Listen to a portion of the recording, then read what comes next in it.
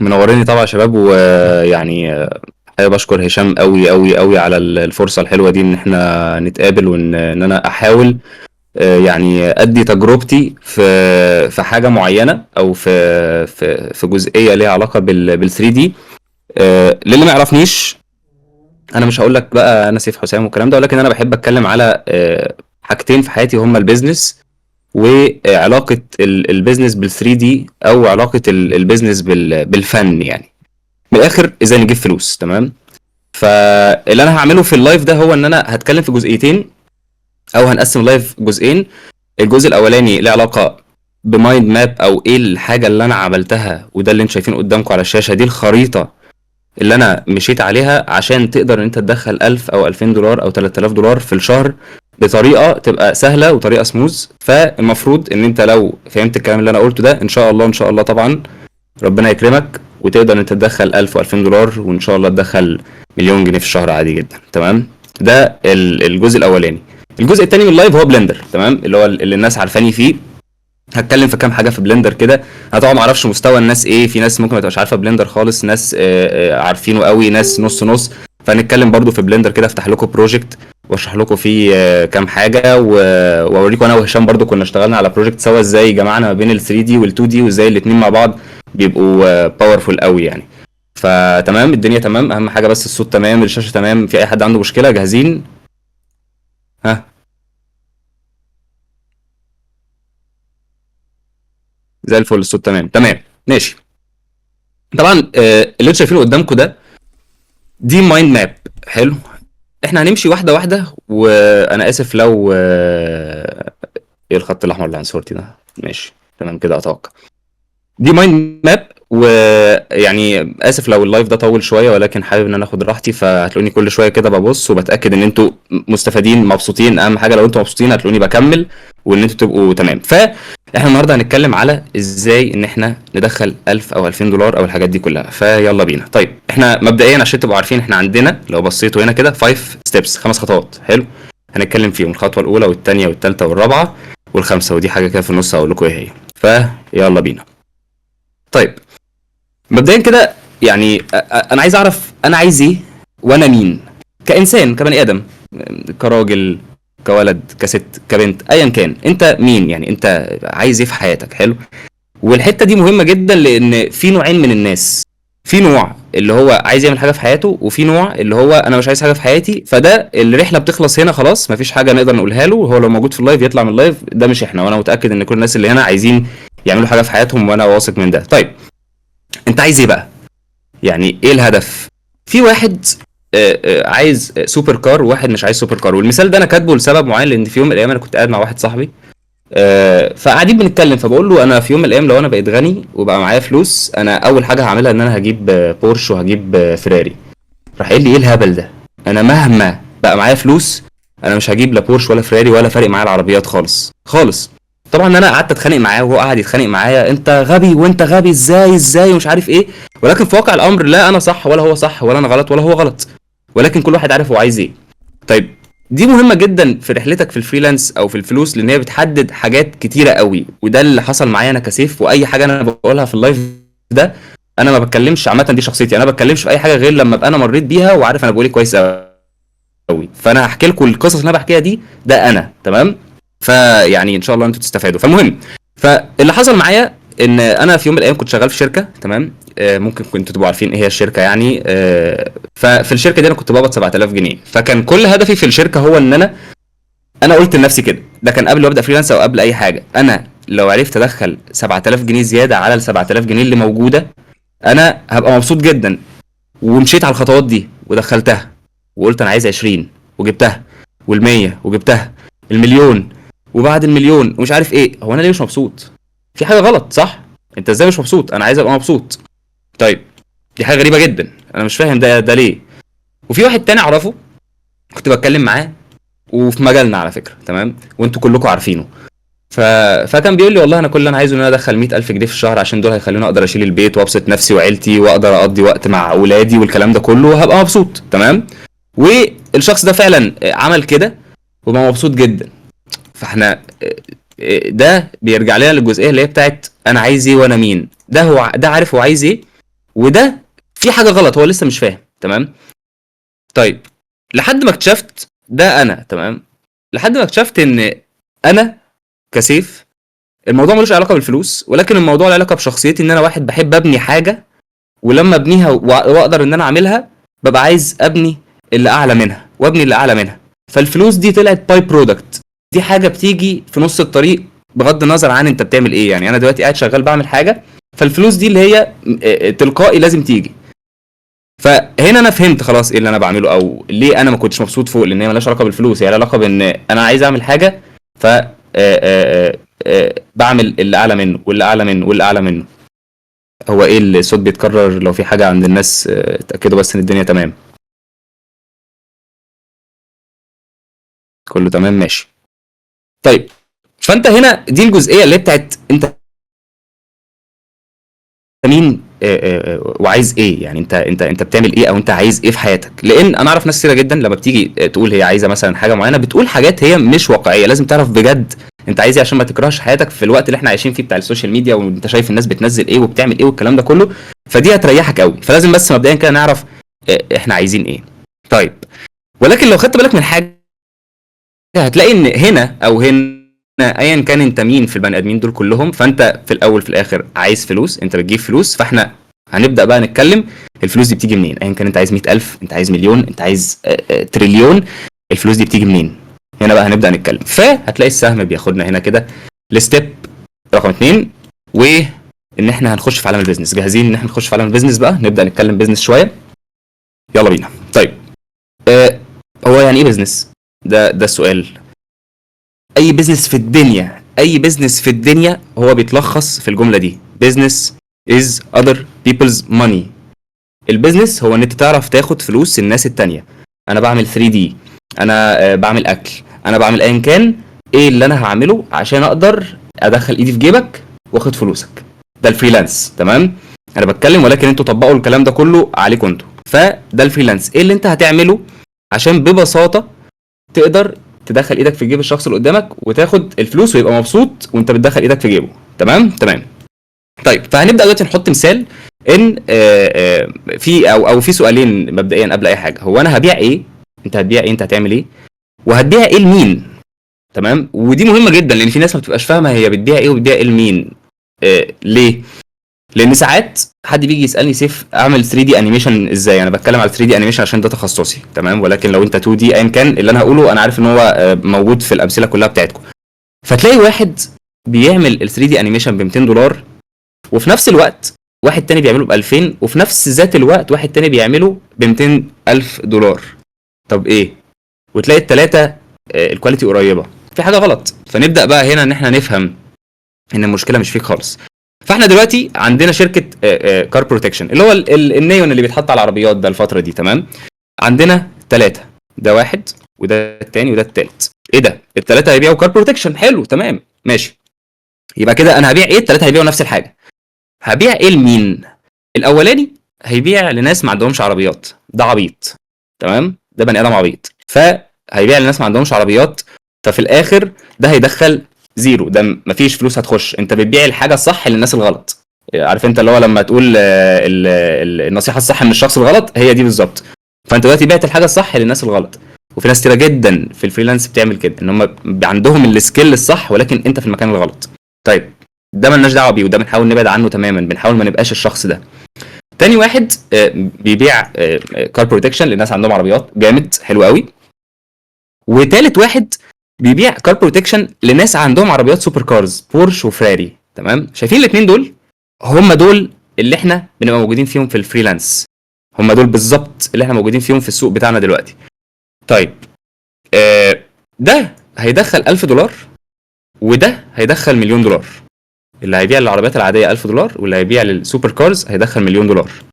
ماشي. اي حاجه بقولها حاولوا بس ان انتوا تربطوها بيكم انتوا. ها يعني اهم حاجه بالفريلانس افهم اللي انا بقوله، هتلاقي ان انت قادر ان انت تلنك اللي انا بقوله. انتوا اهم حاجه تمام مبسوطين؟ اهم حاجه الدنيا تمام مستفادين ولا كده ولا كده؟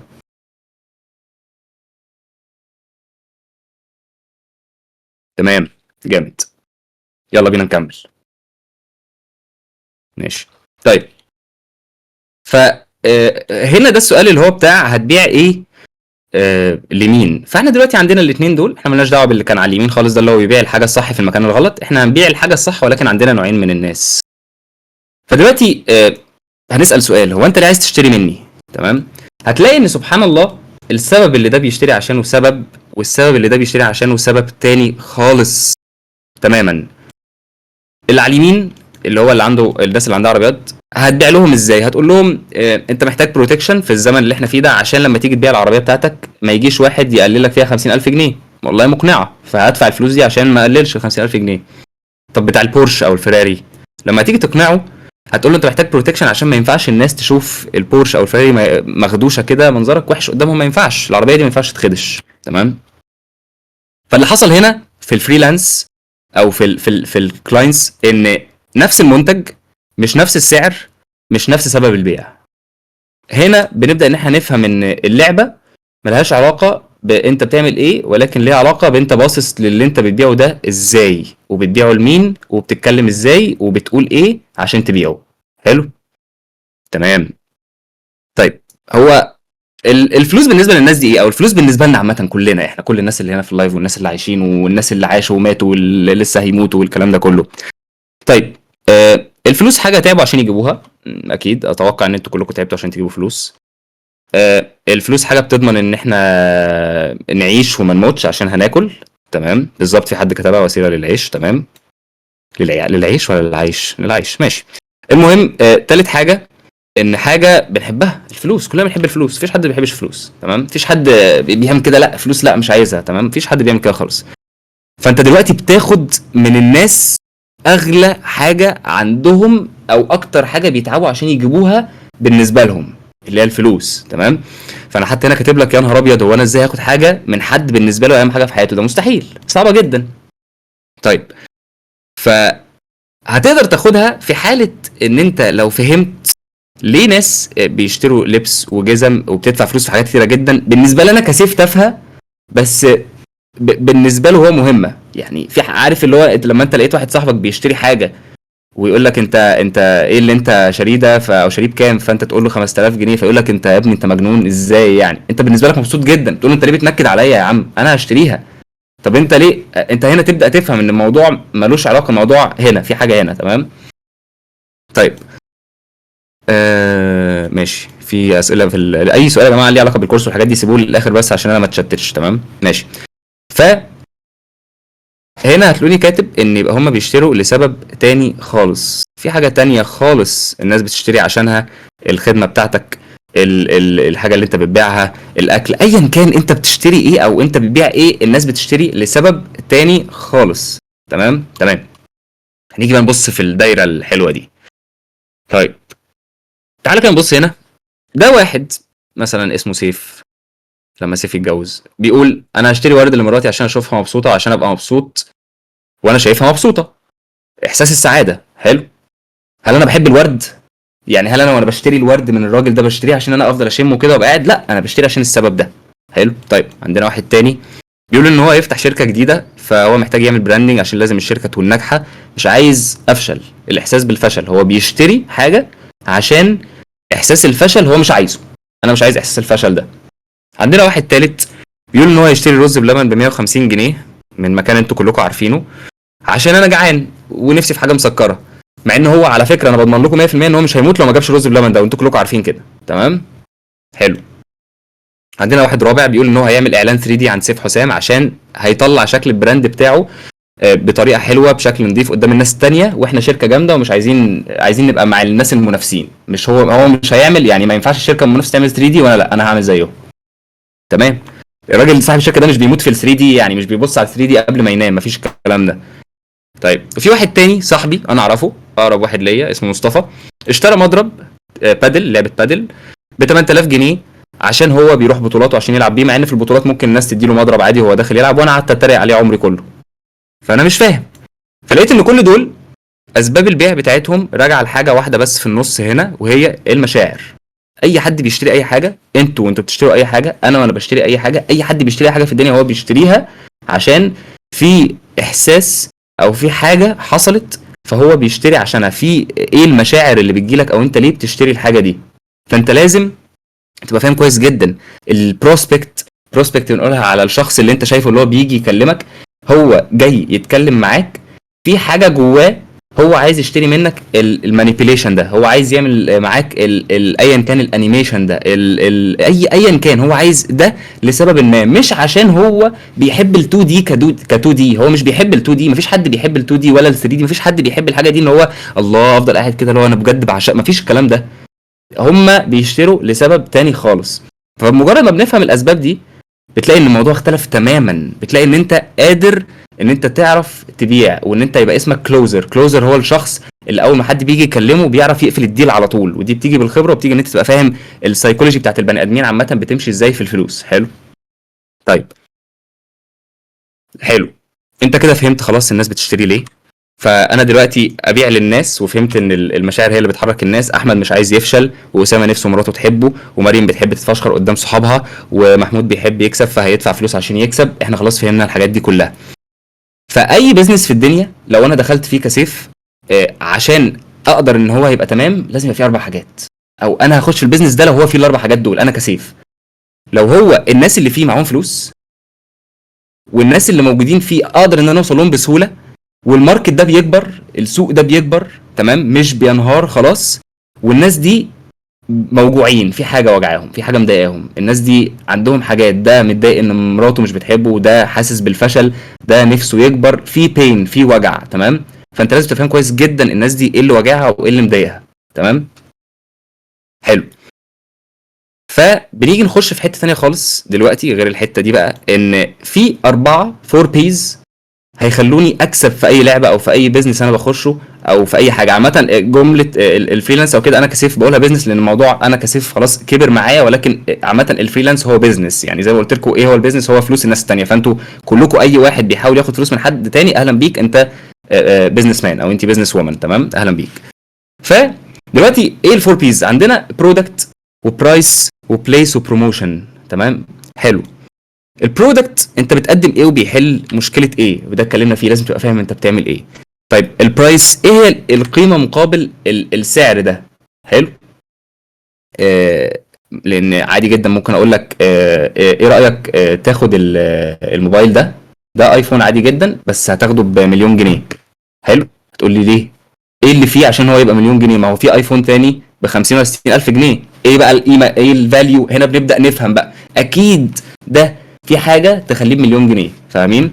طيب البليس، الناس اللي هبيع ليهم دول هم فين وهيوصلوا لي ازاي؟ لازم تبقى قادر ان انت تفهم انت لو داخل السوق انت ازاي هتوصل للناس دول، البروسبكتس، كل الناس دول اللي هياخدوا اللي انت تاخد فلوسهم هم موجودين فين وهتوصل لهم ازاي. ورابع واحده بروموشن، وهي انت ازاي هتقول للعالم كله انك عايش. طيب ودي مهمه جدا على فكره بالنسبه لي انا كسيف، لان في ناس بتبقى فاكره ان العالم عارف ان هم عايشين، مع ان محدش يعني محدش يعرف ان هو يعني هو فاكر ان الناس عارفه ان هو عايش، ولكن انت محدش عارف ان انت عايش. تمام. فدي مهمه جدا يعني. حلو. فانت خلاص فهمت اللعبه وهتفتح محل خلاص. انا ايه بمسح ايه هنا؟ فهمت خلاص، وهتفتح محل وهتعرف تبيع كل حاجه للناس. خلاص احنا فهمنا، يلا بينا. تمام جامدين، يلا تمام، يلا يلا هنيجي هنا كده، لفينا بقى خلاص. هنيجي كده، معلش هو ما حدش بيجي لي ليه؟ انا فتحت محل، وانا دلوقتي اتعلمت 3 دي واتعلمت 2 دي وبقيت مانيبيوليتور، وحرام انا اتعلمت جديد كتير وقعدت 5 ساعات في اليوم بعمل البروجكت ده. ده اكتر بروجكت تعبت فيه. عارفين الناس دي طبعا، اللي هو ينزل بروجكت ويلاقيه ما جابش لايكس ما جابش اي حاجه، فيقول لك حرام ده اكتر بروجكت انا تعبت عليه، ليه كده مش عارف ايه. اكيد انتوا عارفين الناس دي. حلو. فاكرين هنا لما قلنا ان البيزنس هو other people's money؟ طيب هو ما حدش بيجي لي ليه؟ عشان الناس. هم فين الناس؟ ما هو فين الناس؟ ما حدش بيجي لي ليه وما حدش بيكلمني ليه؟ في حاجه غلط. فبنبدا نضحك عليه، على الشخص ده، لان هو مش فاهم اللعبه الحقيقيه وهي الخطوه الثالثه. تمام. فهنا انا ها عمال اضحك كده لحد ما هنيجي هنا وهنبدا نخش في الخطوه الثالثه. انتوا اهم حاجه بس مبسوطين معايا؟ الناس مبسوطه اهم حاجه قبل ما اخش في الخطوه الثالثه؟ بص على الشات كده.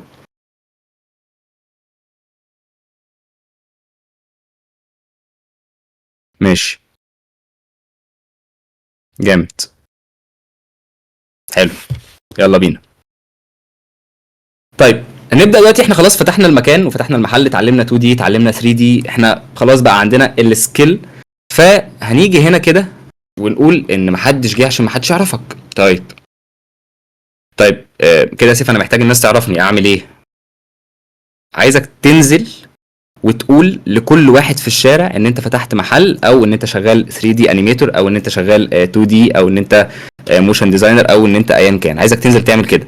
انزل بقى، انت ساكن مثلا في مصر الجديده، انزل وعدي على كل واحد قول له ايه الاخبار، انا بعمل 1 2 3. ايه الاخبار، انا بعمل 1 2 3. تمام. طيب فهتيجي تقول لي ده مستحيل يا سيف، في ناس كتيره جدا، هقول لمين ولا مين؟ وبعدين انا عايز العالم كله يعرفني مش الشارع بتاعي بس. فاكيد في حل تاني. انا ممكن اقول لواحد واحد، ممكن اقول لناس كتير في وقت واحد في ميكروفون. عارفين بتوع الربابيكيا اللي هو معدي في الشارع، فبدل ما يخبط على كل باب فبيمسك الميكروفون ويقول ربابيكيا، او بطاطين المحله، اكيد عارفينه. ممكن اخلي الناس هي اللي تقول لبعض. طيب انت عارف بقى ده اسمه ايه اللي انا قلته ده؟ ده اسمه ماركتينج. وانتوا اكيد كلكم عارفين الجمله دي، ولكن بتتقال كجمله عامه كده وما بنفهمش ايه الدواخل بتاعتها. ايه هو الماركتينج؟ ايه بقى الماركتينج ده يعني؟ ايه بقى الماركتينج؟ ماركتينج بيتلخص في جمله واحده بس، جمله بسيطه جدا، وهي ماركتينج هي البروسيس اوف بينج نون. دي البروسيس اللي انت بتعملها عشان كل يوم لما تصحى تقول للعالم على فكره انا صاحي، انا لسه ما متش، وانا بعمل 3 دي انيميشنز. بعدها نبدا نكمل شغل. كل يوم نصحى صباح الخير انا صاحي، انا بعمل 3 دي انيميشنز، انا لسه ما متش، ونكمل. تمام. هو ده الماركتينج حرفيا. طيب اعمل ماركتينج يعني ازاي ولا اعمل ايه؟ ده سؤال مهم. يا اما تقول لناس كتيره في نفس الوقت، بنعمل حاجه تقول لناس كتيره جدا في نفس الوقت، يا اما هنقول لواحد واحد، والاثنين دول مهمين جدا. طيب نيجي هنا في قصه حلوه جدا، وهقول لواحد واحد دي هنتكلم فيها، نشوف ازاي نقول لواحد واحد. امبارح كنت مع واحد اسمه كريم، معرفش كريم موجود معانا في اللايف ده ولا لا، اتمنى ان هو يبقى موجود. كريم معايا في الكورس. حلو. فانا بكلم الناس اللي عندي في الكورس اللي بيبعتوا لي مثلا رسائل حلوه او حاجه، يقولوا لي سيف انا دخلت جبت اول عميل مش عارف ايه، فبخش معاهم جوجل ميت او زوم عشان اتكلم معاه، عايز اعرف هو عمل ايه. لان انا بشرح لك ال 3 دي وبحاول ان انا اعمل زي المود بوردز او الحاجات دي، احاول ان انا افيد الناس، ولكن كريم موجود اهو بيكتب. ولكن يعني ببقى عايز اعرف ايه اللي هو عمله. فانا هضرب مثال بكريم. حلو. طيب موجود يا كينج. فكريم قال لي ايه؟ معلش يا كريم استاذنك اقول للناس اللي انت قلته يعني. تمام. لان انت عملت حاجه انا كسيف ما بعملهاش. حلو. ولكن انا عارف ان هي موجوده بس انا مش بعملها في البيزنس بتاعي. الصوت متكرر ولا ايه؟ الدنيا تمام؟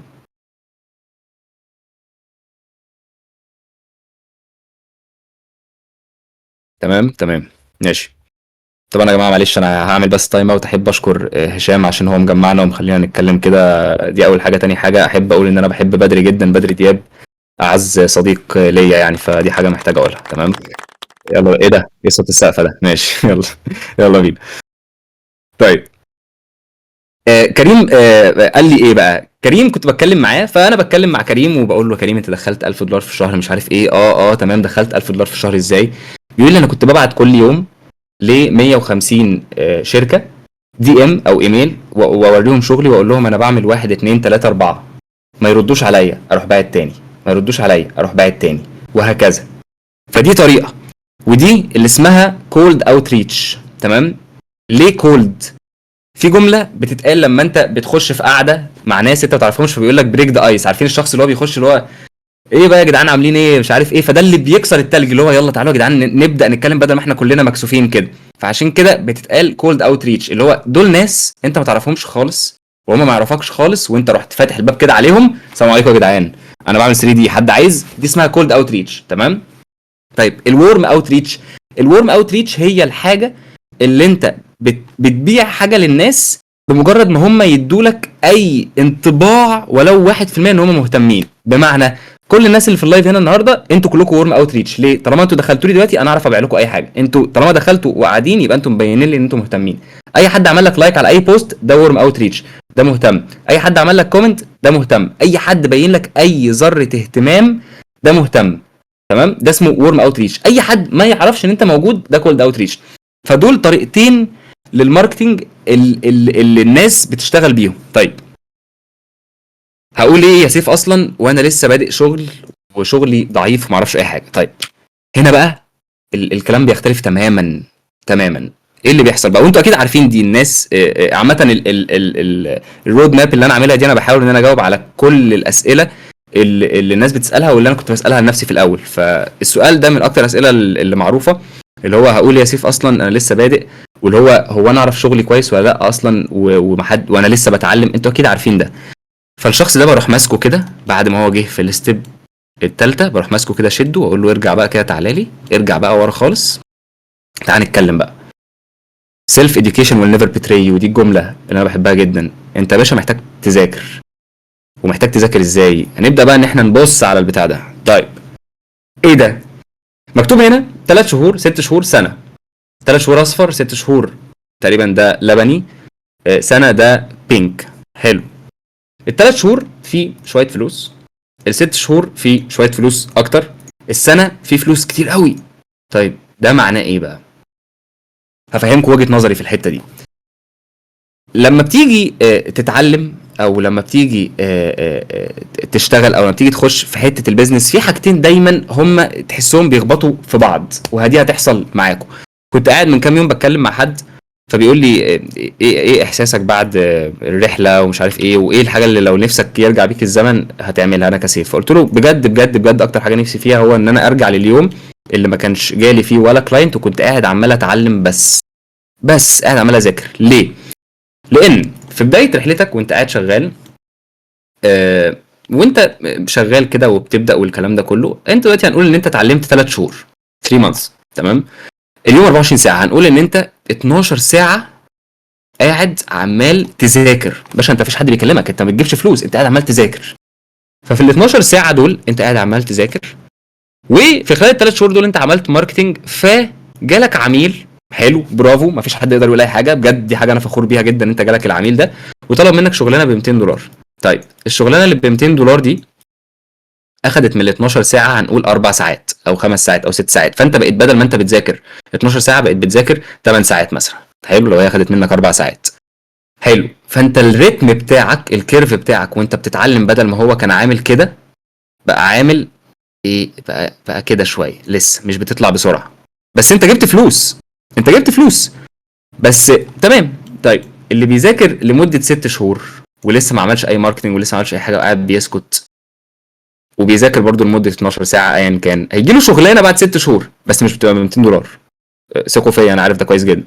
هتبقى ب $600، وبعدها هياخد وقت من يومه ايا كان 8 ساعات تانيين مش عارف ايه، والكيرف بتاعه يبدا ينزل. السنه لما يقعد سنه هيجي له شغلانه، ده قاعد سنه بيذاكر.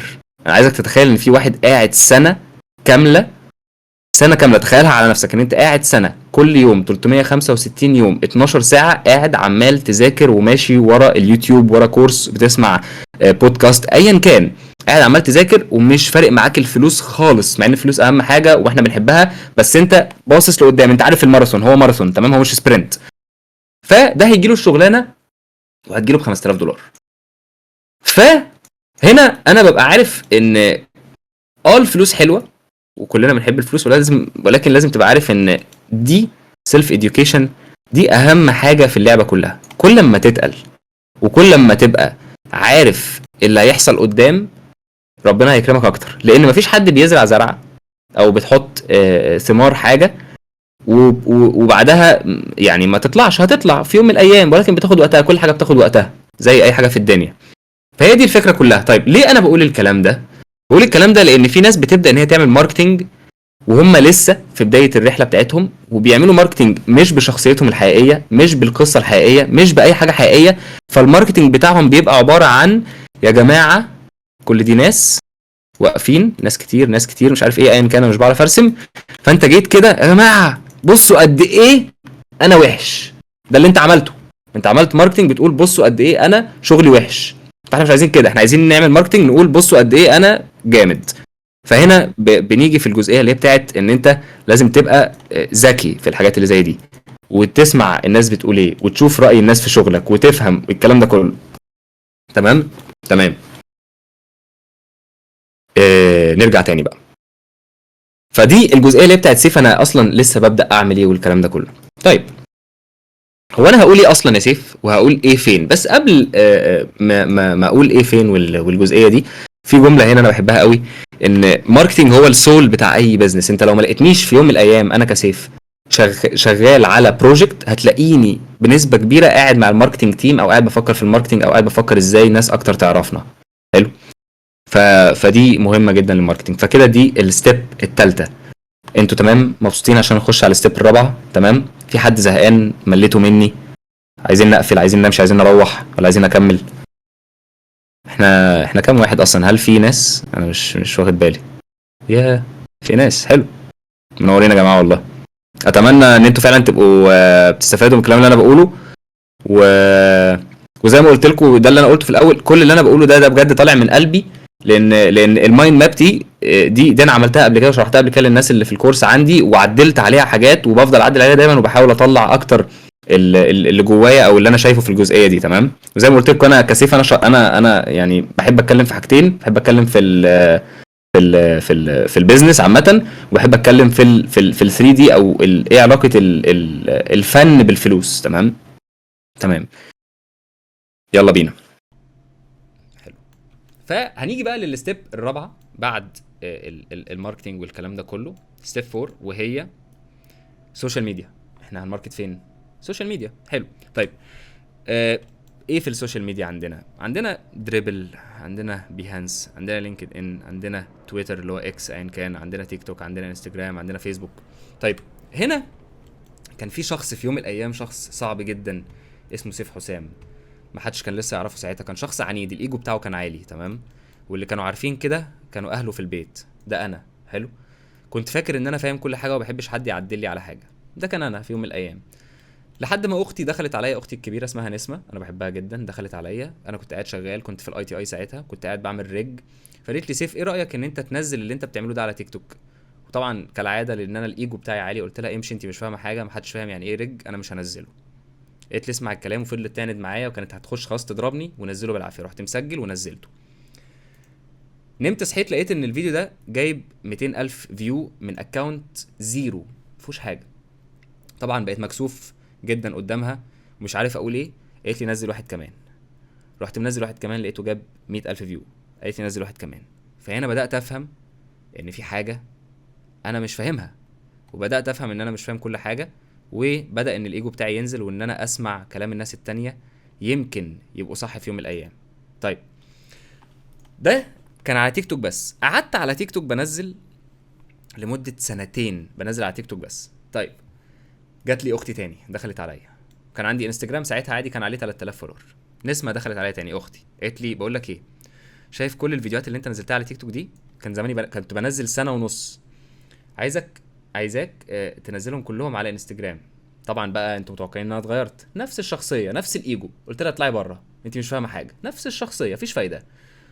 ف راحت مسكتني تاني، كانت هتضربني، ورحت منزل على انستجرام. لقيت نفس الحوار بيحصل، الفيديوهات قاعده عماله تجيب فيوز، لان هي نجحت هنا فهتنجح هنا. طيب ف هنبدا هنا نرجع لحاجه فكروني ان انا عايز ارجع لها، لان انا ممكن انساها. انا هكمل بس فكروني في جزئيه السوشيال ميديا دي، ان هو ليه تيك توك وانستجرام والحاجات دي كلها. طبعا الايجو ده نزل دلوقتي. وهقول لكم حاجه، جمله انا بحبها جدا، ان اي حاجه ليها علاقه بنجاحك في يوم من الايام هي عند الباب التاني من ان انت تسيب غرورك. يعني عشان تنجح، الغرور اللي جواك والايجو اللي جواك لازم ترميه، ايا كان انت وصلت لايه في الدنيا. لو انت بتعرف تجيب 5 مليون جنيه في الشهر وفاكر نفسك حاجه، انت مش حاجه، لان في حد غيرك بيجيب 100 مليون جنيه في الشهر عادي جدا. فدي حاجه انا دايما بحاول ان انا خلاص، لا انا مش فاهم حاجه، انا بحاول افهم. وفي ناس تانية مش شرط ان هم يبقوا دارسين، بس ممكن يبقوا شايفين حاجه انا مش شايفها. وانتوا اكيد فاهمين ده، البرسبكتيف اسمها. عارفين لما انتوا تبقوا في جوه حوار، وانتوا جوه الحوار وعمالين مش عارف ايه، وفي واحد شايفكم من بعيد، شايف كل الكروت، فبيقول لك بقول لك ايه، ما تجرب تعمل كذا. حصلت اكيد. ومثلا بدر عارف القصه دي، مثلا في الشركه او حاجه، لما انا وبدر يا جماعه كنا في نفس الشركه مع بعض. فالمهم لما نبقى قاعدين شغالين حوار ومش عارف ايه وبروجكت بايظ وفي قصه، تلاقي واحد راح جه من اخر المكتب بقول لك ايه، دوس هنا هتلاقيها اتظبطت، تدوس تلاقيها اتظبطت. ايه ده؟ هو عشان هو شايف البرسبكتيف من بعيد. فدي الناس التانيين في اي حاجه انت بتعملها، اسمع منهم، يمكن يقولوا لك حاجه انت مش فاهمها. تمام. وسيب الايجو بتاعك على جنب يعني. ف دي السوشيال ميديا. فدول ينفع نكلم شخص واحد او نكلم ناس كتير. دول هم التلفزيون بتوع زمان، ده هو التلفزيون. حلو. طيب نكلم شخص واحد او نكلم ناس كتير ازاي؟ نكلم شخص واحد اللي هو الدي ام. محسن ايه الاخبار، سيف ايه الاخبار، بدر ايه الاخبار، هشام ايه الاخبار، تخش انت تبعت له واحد واحد، او ان انت تنزل قدام الناس كلها، وهو ان انت بتنزل حاجه على النت. طيب ده اسمه اتنشن. في يوم من الايام وانا صغير كنت دايما اكتر حاجه بستغربها وانا راكب العربيه او وانا ماشي في الشارع، لما الاقي محل جزاره فتح، ومحل الجزاره ده الاقي الشارع كله منور، كله، مع ان محل قد كده الاقي 10 كيلو انوار ومش عارف ايه وبتاع. عمري ما كنت فاهم انت ليه بتعمل كده يا عم، خلاص ليه بتعمل كده. كبرت وفهمت ان هو بيدور على الجمله دي اتنشن، بيدور على ان الناس كلها وهي ماشيه من اول الشارع وهم ماشيين يفضلوا باصين باصين ورقبتهم تروح لفه كده.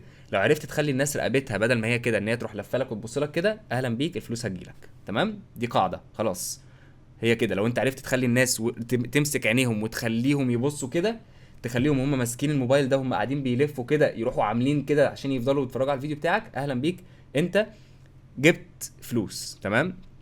طيب ف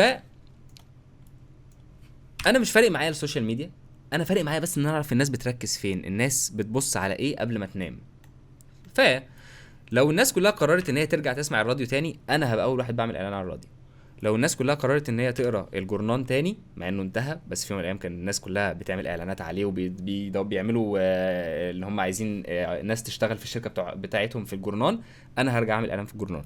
لو الاعلانات بقت في السماء هعمل اعلان في السماء. فهي ملهاش علاقه بالسوشيال ميديا، هي لها علاقه بس ان احنا الناس عينيها فين، الناس بتبص فين. تمام.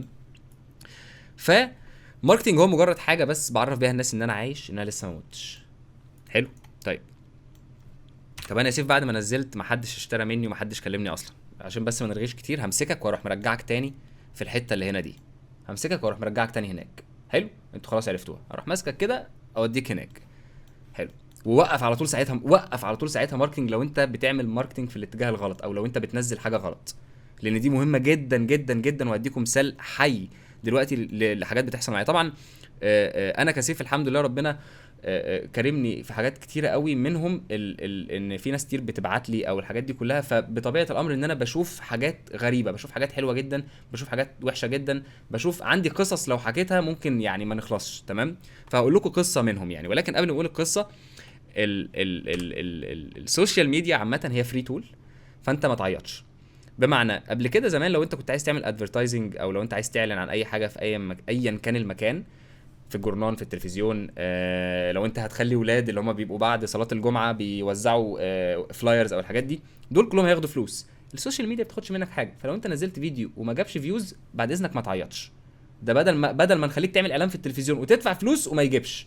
دي لعبه لازم تقعد بقى تستمتع في اللعبه دي. المهم ان اي حاجه من الحاجات اللي انا بتكلم فيها دي لحد دلوقتي، عشان تبقوا عارفين، ده ممكن اقعد جواه 5 ساعات، ولكن عشان بس ما تزهقوش مني، احنا دلوقتي بقى لنا 40 دقيقه، انا لسه قدامي شويه.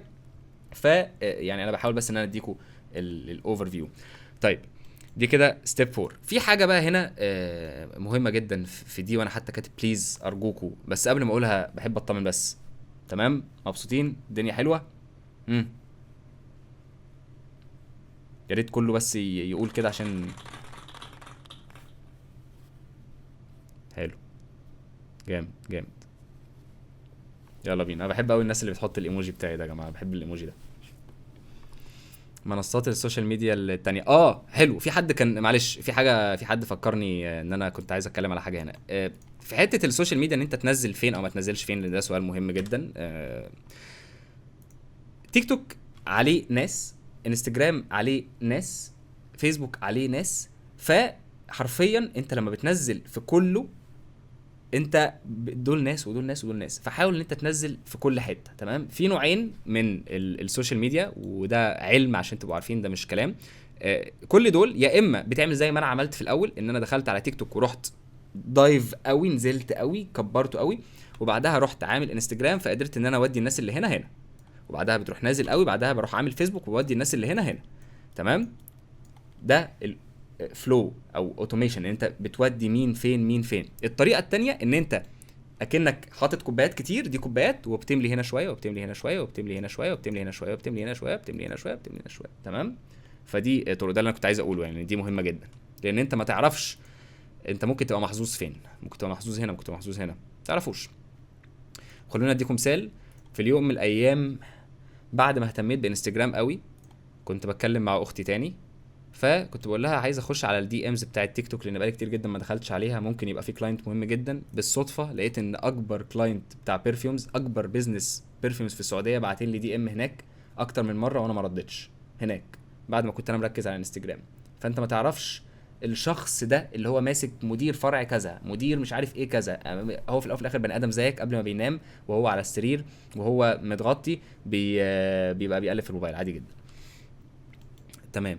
في حد بيقول انه عايز يشوف وودي. طبعا يا جماعه للناس اللي ما تعرفنيش، انا بحب وودي جدا. انتوا اكيد عارفين وودي بتاع توي ستوري. انا بحس ان هو شبهي، وبحس ان هو شخصيته زيي يعني، او انا شخصيتي زيه، مش عارف مين شخصيه مين، بحس ان هو انا يعني. والهديه دي جات لي من حد انا بحبه قوي. تمام، فده وودي. وعلى فكره الكاب بتاعته ينفع اقلعها له، بصوا. وعلى فكره بقى ده بيتحرك بالليل وانا نايم زي الفيلم بالظبط. المهم، طيب خلاص ده كده الجزئيه دي. حاجه بقى ليها علاقه بالماركتنج مهمه جدا. احنا خلاص قربنا نخلص، بعدها نخش في بلندر عشان ما تزهقوش مني. هطلب منكم طلب بعد اذنكم، وهحكي لكم قصه. ممكن لو سمحت، لو سمحت ما تضحكش على الناس. وهديكم مثال.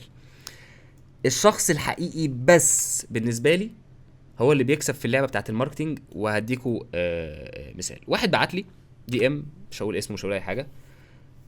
سيف الحقني، انا مش عارف اسعر شغلي، مش بيجي لي اي فريلانس ومش عارف ايه. طبعا انا بحاول ان انا ارد على الناس كلها على فكره في الدي امز، وبحاول ان انا اساعد على قد ما اقدر ومش عارف ايه. فبعت له فويس نوت، انت المفروض تعمل كذا كذا كذا كذا كذا كذا مش عارف ايه. وقلت اخش على الاكونت بتاعه، وكانت الصدمه لقيته منزل كميه ريلز في مجال ال 3 دي.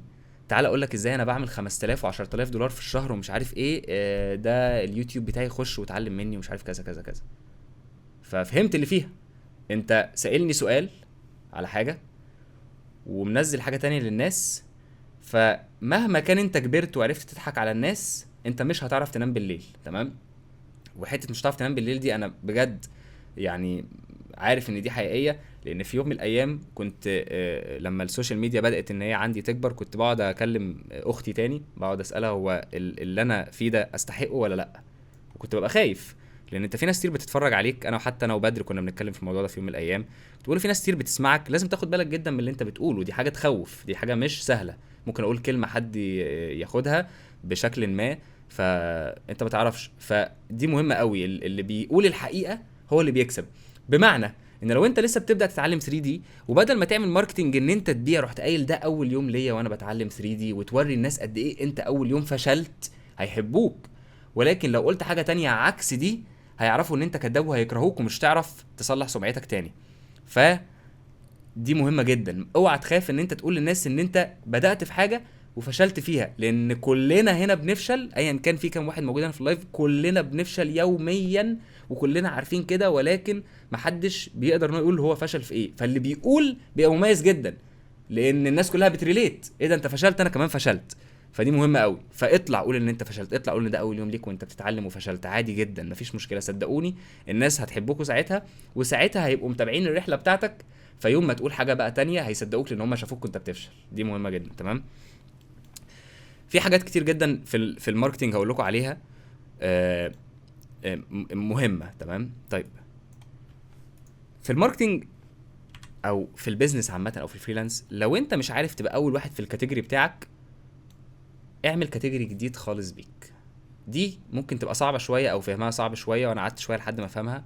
ولكن لو انت واحد 2 دي انيميتور او شغال على الفوتوشوب، وفي ناس كتير جدا شغالين على الفوتوشوب، انت محتاج تقعد كتير جدا في يومك وتقفل عليك الباب وتعرف ايه الحاجه اللي انا لو عملتها في الفوتوشوب.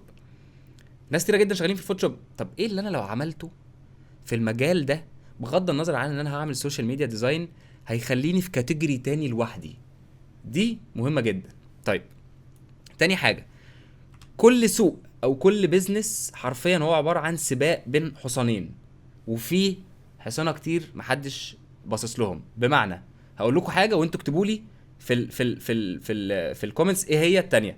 هقول لكم حاجه والمنافس بتاعها بي ام. اكتبوا انتوا بقى في الكومنتس بي ام ومين، بي ام دبليو ومين،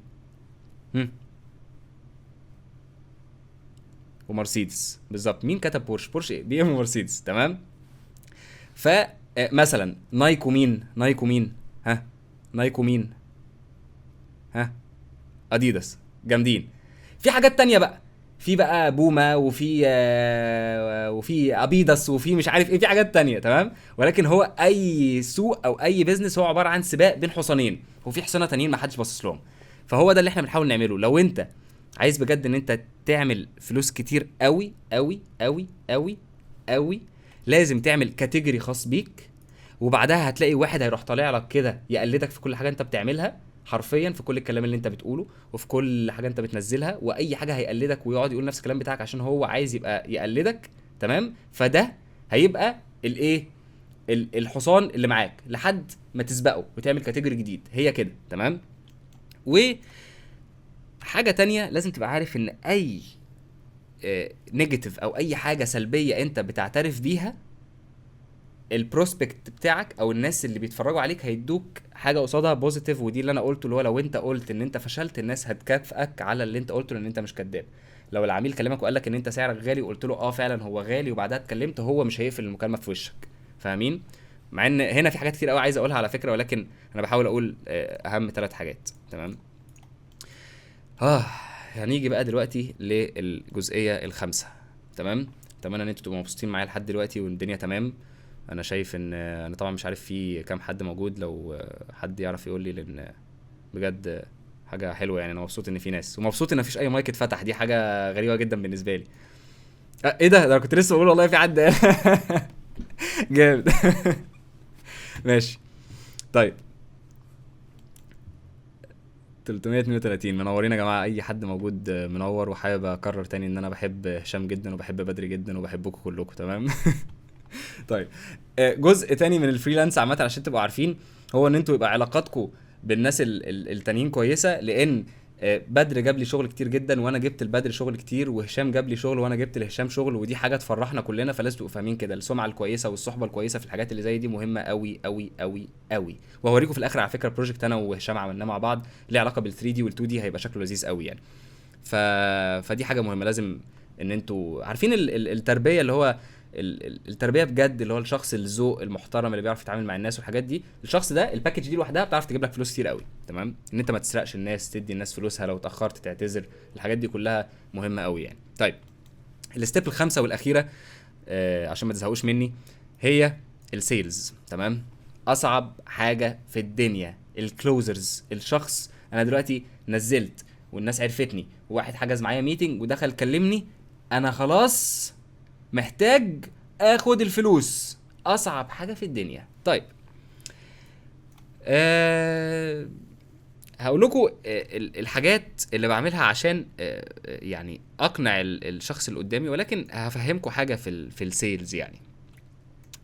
السيلز والبيزنس عامه، او المرحله دي عامله زي الجيم. تمام. انا كنت في يوم من الايام بروح الجيم وكنت جيماوي على فكره، فده مثال للجيم، ولكن انا دلوقتي مش بروح الجيم. ان شاء الله ارجع، شجعوني. المهم، فلو انا سالتك سؤال قلت لك انت هتخش الجيم وهتلعب تمرينه واحده بس، والمفروض ان انت بعد التمرينه دي تبقى فورمه، عايزك تبقى بيج رامي، هل في حاجه كده؟ مفيش. السيلز كده بالظبط. لو انت فاكر ان انت هتخش سيلز كول او ايا كان وفي مره هتعرف تقفل الديل او هيبقى خبرتك كويسه، فانت مش فاهم حاجه خالص. السيلز حرفيا عباره عن تمرين. انت قاعد عمال تتمرن، قاعد عمال تقول، الناس عماله تقول لك لا لا لا لا، ولكن اللا محتاجين نفهم لا ليه. طيب فده اللي انا قلته.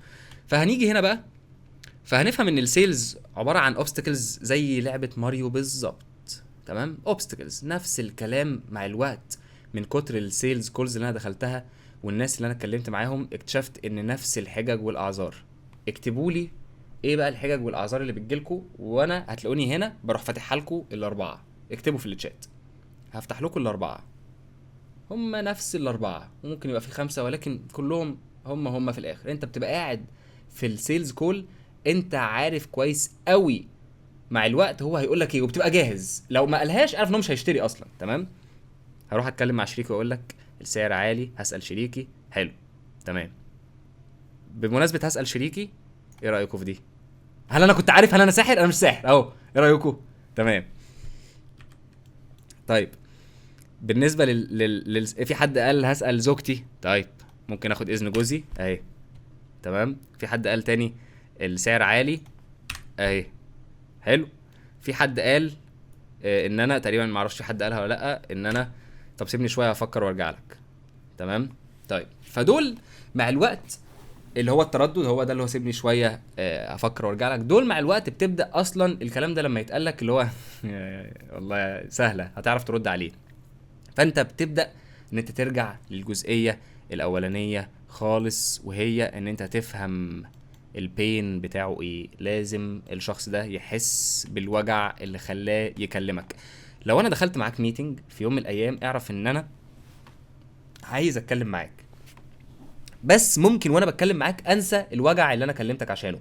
يعني هنا مثلا السعر غالي جدا، حلو، عندك كذا رد، تمام، حلو، غالي بناء على ايه؟ طيب انت كلمت حد تاني؟ هيقول لك كلمت ولقيت فلان بيعمل ده ب 500 دولار. حلو، وانت طالب مني 1000 دولار. تعالوا هنا كده، حلو، هنا ده 500. طيب لو انا دلوقتي احنا الاتنين شغالين ب 500 دولار، هتختار مين فينا؟ هيقول لك هختارك انت بصراحه. هتقول له ليه؟ هيقول لك لان انت شغلك احلى، بصراحه انت بروفيشنال اكتر، انا مرتاح لك، شفت شغلك، مش عارف مين اشتغل معاك، الكلام ده كله. كده هو عمل ايه؟ كده هو قال الاسباب اللي تخليه يشتغل معاك انت مش معاه هو. خلاص هو باع البيع على نفسه. او تروح قايل له انا عارف ان هو غالي، بس البيزنس ده، هسألك سؤال، البيزنس ده مهم بالنسبه لك؟ هيقول لك طبعا، لان هو مستحيل يقول لك لا. لان هو لو قال لك لا خلاص انت اقفل، انت اصلا مش خدوا بالكم في حاجات في السيلز برضو لازم تبقوا عارفين ان انتوا ساعتها انتوا اللي تقولوا لا، تمام. فلو قال لك طبعا ده مهم بالنسبه لي، قول له عشان كده اي حاجه مهمه بالنسبه لك لازم تدفع لها السعر المهم، او السعر اللي فعلا يستحق، لان احنا هناخد بالنا منك زي ما كذا كذا كذا كذا. طيب ممكن اخد اذن جوزي؟ طب انا هسالك سؤال، هو انت لو جوزك بيحبك هتقول لك طبعا، مستحيل تقول لك لا. طيب تفتكري جوزك بيشجعك؟ هتقول لك طبعا. طب هو جوزك ممكن يرفض بيزنس انت عايز تبنيه؟ ما هو اكيد عايز يشجعك، اكيد عمره ما يرفض لك طلب، عمره ما يرفض لك طلب. لو رفض لك طلب يعني ده كده، ده معناه ان هو مش واثق فيكي، مش عايز يخليك تنجحي. تقول لك والله، طب خلاص تمام، يلا نقفل الديل، حلو. طيب هسأل شريكي وارجع لك. طيب هنا هو شريكك ده مسؤول عن ايه؟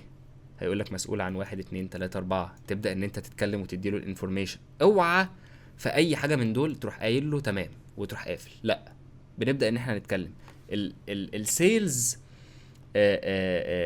عامل زي الرقصة، انت بترقص، قاعدين بنرقص انا وانت، انت بتيجي كده اروح انا جايبك كده، انت بتيجي كده اروح انا جايبك كده، تمام. الحاجات دي بتيجي مع الوقت عشان تعرفوا تقولوا الحاجات دي، لان هي ممكن تبقى صعبه ان تقولها. زي حد لو مثلا بتقول لك هتقول لي انت مالك، لا مش هتقول لك انت مالك، لان هي طالما قالت لك هسال جوزي هي دخلتك خلاص في البيت، تمام. او هو لو قال لك هسال مراتي فهو خلاص دخلك في هو اللي قال لك الحته دي، تمام. طيب طبعا الحاجات دي انا برضو ممكن اقعد عمري كله اقعد اتكلم فيها، لان هي من اكتر الحاجات الممتعه، لان انا جربت حاجات كتيره جدا، ولكن عشان الوقت. في حد كتب لي بيوت اسرار يا بوسي. ماشي. طيب فانا هنا لازم تبقى اكتر بني ادم تشيلنج في الدنيا، لان حرفيا اللعبه بتبدا في الحته دي. هو السيلز هي اللعبه، تمام. هنا دول الكلوزرز يعني. فلازم تلعب على مشاعره، ما تتكلمش في الفلوس، اتكلم عن المشاعر. الفلوس بتبقى بعد ما نتكلم وهو يقتنع، وهو اللي يقول كل الاسباب، وهو اللي يقول كل حاجه هو عايز يقولها، تمام. طيب بمعنى لو انت دلوقتي بنت فراحت تشتري فستان مثلا، فالفستان ده غالي قوي، حلو. بس انت متخيله اصحابك هيقولوا لما يشوفوكي لابساه؟ او مثلا ايا كان، فبتتخيل طبعا ده احلى فستان في الفرح كله، انا هبقى احلى واحده في المكان كله. فهتلاقي ان في تفكير تاني جالها غير الفلوس. انا دلوقتي عندي اتنين، كنا بنتكلم في الفلوس ده غالي، بعدها رحت انا لا، طب انت شايفه الفستان بتاعك ده بذمتك في اي بنت تانية تعرف تلبسه؟ في عمرك شفتي حد يبقى لابسه او مش عارف ايه؟ تقول لك لا، ده اللي هنا ده هيروح نازل كده، هننساه خالص الفلوس. تصدق والله العظيم، اتفضل خد فلوسي، تمام. هو ده السيلز بالظبط. طيب سيف انا كلمت 10 عملاء والعشرة رفضوا، فهروح انا قايل لك المشكله فيك انت، ارجع ورا تاني، انت ايه اللي جابك هنا؟ لو فاكرين هنرجع هنا في الحته دي، تمام. طيب ف والجزئيه دي مش بيبقى قصدي، خدوا بالكم يا جماعه، انا بس ببقى طريقتي في الكلام كده، انا مش قصدي لو مشكله فيك انت، انا بكلم نفسي كده، فاهمين؟ انا قلت لكم الرود ماب دي بتاعتي انا، تمام؟ فانا بكلمكم كاخواتي يعني. فالمهم، فالسيلز لازم تبقى فاهم كويس قوي ان كل مكالمه انت بتخشها لازم تبقى عارف لو انت كلمت 10 وقلت لل10 $200 وال10 قالوا لا، يبقى في مشكله، يا اما في شغلك يا اما في سعرك. هل ده معناه ان سعرك عالي؟ لا يا باشا، انت ممكن شغلك يبقى حلو جدا وسعرك قليل جدا، دي حقيقيه عشان تبقوا عارفين، فيشكوا فيك اصلا، تمام؟ فدي زي ما قلت لكم لعبه تمرين يعني. طيب تعالوا بقى نيجي هنا، احنا كده خلاص عامه قربنا خلاص، ولكن هنا في السيلز، انا بالنسبه لي السيلز هو الاكسجين. كل ما يبقى معايا اكسجين اكتر، كل ما اقدر اعوم اكتر واستمتع بشكل البحر واستمتع بشكل الشعاب المرجانيه واستمتع بكل الحاجات دي، تمام؟ وده اللي انتوا اكيد عارفينه كاي حد بيفكر في الفريلانس. لو انت دخلت في الشهر ده 10000 جنيه، هتبقى مرتاح اكتر لو دخلت 20000 جنيه، واكتر لو دخلت 30، واكتر لو دخلت 50، هتعرف تفكر اكتر. فعشان كده ده بالنسبه لنا هو الاكسجين، لازم نشوف ازاي نعمل سيلز اكتر، تمام؟ حلو. هنيجي هنا بقى كده، خلاص احنا قربنا، ايه يا عم السهم انت، نيجي هنا كده ونرجع تاني للسؤال، هو انت عايز كام صحيح؟ اول سؤال خالص فاكرينه؟ طيب انا عايز $1000. ماشي، يلا بينا بقى. هنبدا دلوقتي نقسمها ونفهم الفلوس بتتجاب ازاي. زمان لما كنت بتفرج على فيديوهات واحد مالتي مليونير مثلا يروح قايل الفلوس عباره عن لعبه ارقام، بتعصب بقى، همسك الموبايل واروح هروح كسره كده على طول. ما تقوليش كده، ولكن مع الوقت اكتشفت ان هو دي حقيقه، فانا هقول لكم ده وانتوا عادي جدا ممكن تتعصبوا، ولكن دي حقيقه، تمام؟ $1000 حرفيا اي رقم انت عايز تدخله في الشهر، لو ما عملتش اللي انا بعمله دلوقتي ده بنسبه كبيره ممكن ما تدخلش الفلوس، لان انت محتاج ان انت تعرف انت المفروض تعمل ايه. يا اما انت محتاج 2 عملاء $500، يا اما محتاج واحد بس $1000، يا اما محتاج 10 $100. التلاتة ابروتش دول مختلفين تماما عن بعض، تماما عن بعض. ده ليه طريقة، وده ليه طريقة، وده ليه طريقة تانية وتالتة خالص. فدي مهمة جدا بالنسبة لك انت تبقى عارفها.